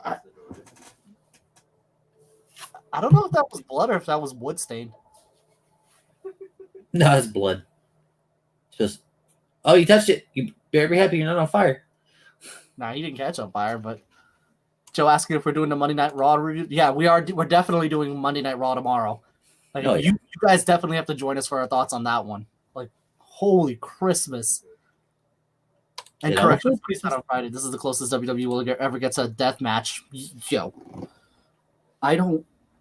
What death match did we have on Friday? No, he now said a comment about how Carmelo using the champagne. Yeah, back. Yeah, this is the closest they're gonna get to a death match here. Somebody this is the closest we're gonna get to an actual murder. Yo, Randy with a chain now punching on the Fiend.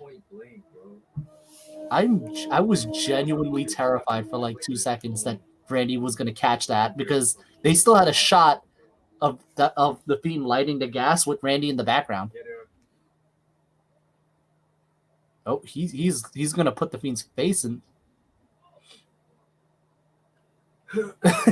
Randy has Chester. What does that mean? chain. The chain. Oh, It's Fletch Cassidy's chain. okay. Chester chain. Randy stole Fletch's chain, Niall. You should probably call. Oh, whoa, Uranagi.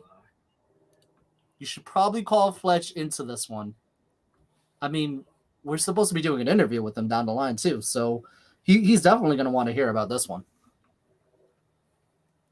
Joe saying he's going to be long in, so see you guys tomorrow. Definitely, Joe. I mean, I hope you're enjoying this as much as we are. And definitely come back in tomorrow because we got a lot to cover after this. Holy Christmas.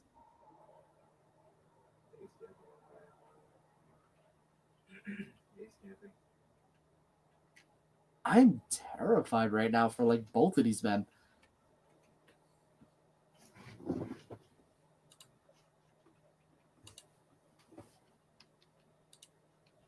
What, I mean, Chris, what are you thinking?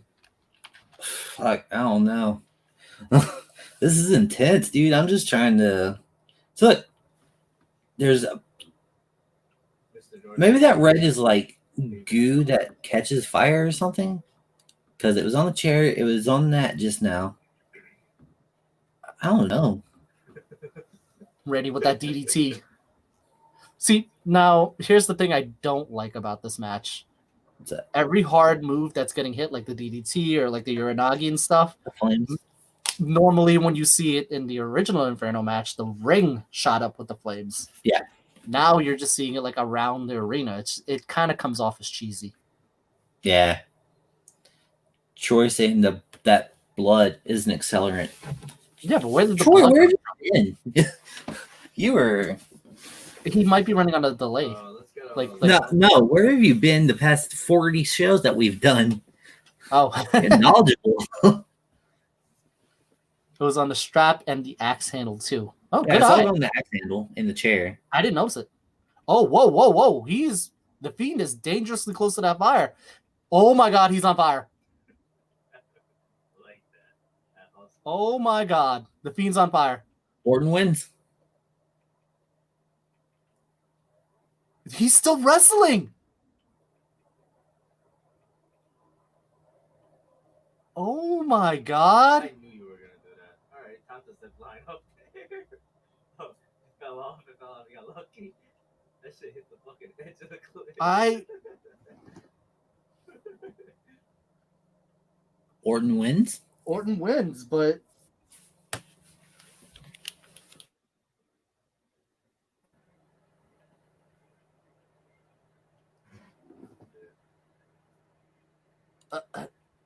yeah, Fletch. Randy had Chester this whole time. You should probably challenge him to that, but not right now because he just set a man on fire.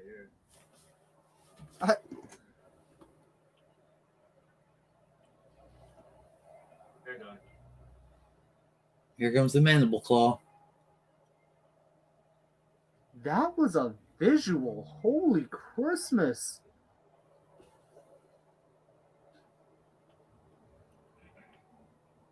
You guys want to split off? Do a team by yourself?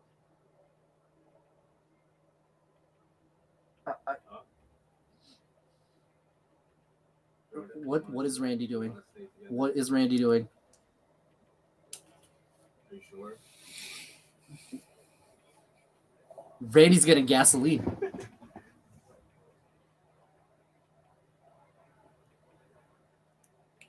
Are they about to kill a man live on air? I'm just trying out. This is what they meant by adult content? Burning a man alive. Troy said he just stumbled into us. Thank you, Troy, for joining in. Thank you for giving us some time. And Fletch said he would do the same. He would set a man up. He would. Fletch is very capable of doing that. That is why I am genuinely terrified of the man. I'm genuine. Please don't set us on fire, Fletch.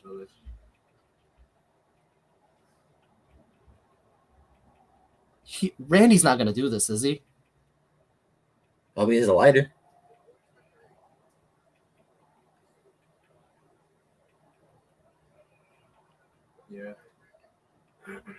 Hot moderator. Real quick, Troy, he just stumbled into us. Thank you for hanging out for it seems about the whole show. Definitely. Thanks for tuning in and hanging out. See them now? He's not gonna. No, He's not gonna.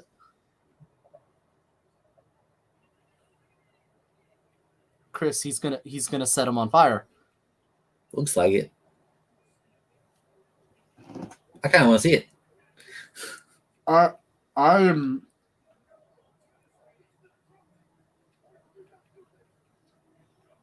They revive. Yep. Oh my God, he's not gonna do it. He's not gonna do it. No Do way. it. Right. Do it. Oh my God. XM4 is hard garbage. Oh. WWE just murdered a man on TV. Love it. I hit this motherfucker so many times. And I even break his fucking shields. Oh my God. How did they get clearance for this in the freaking Tropicana field?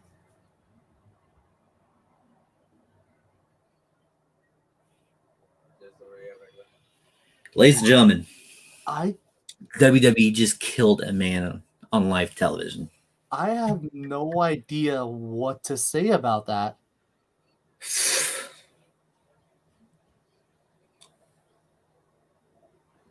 I am genuinely speechless right now.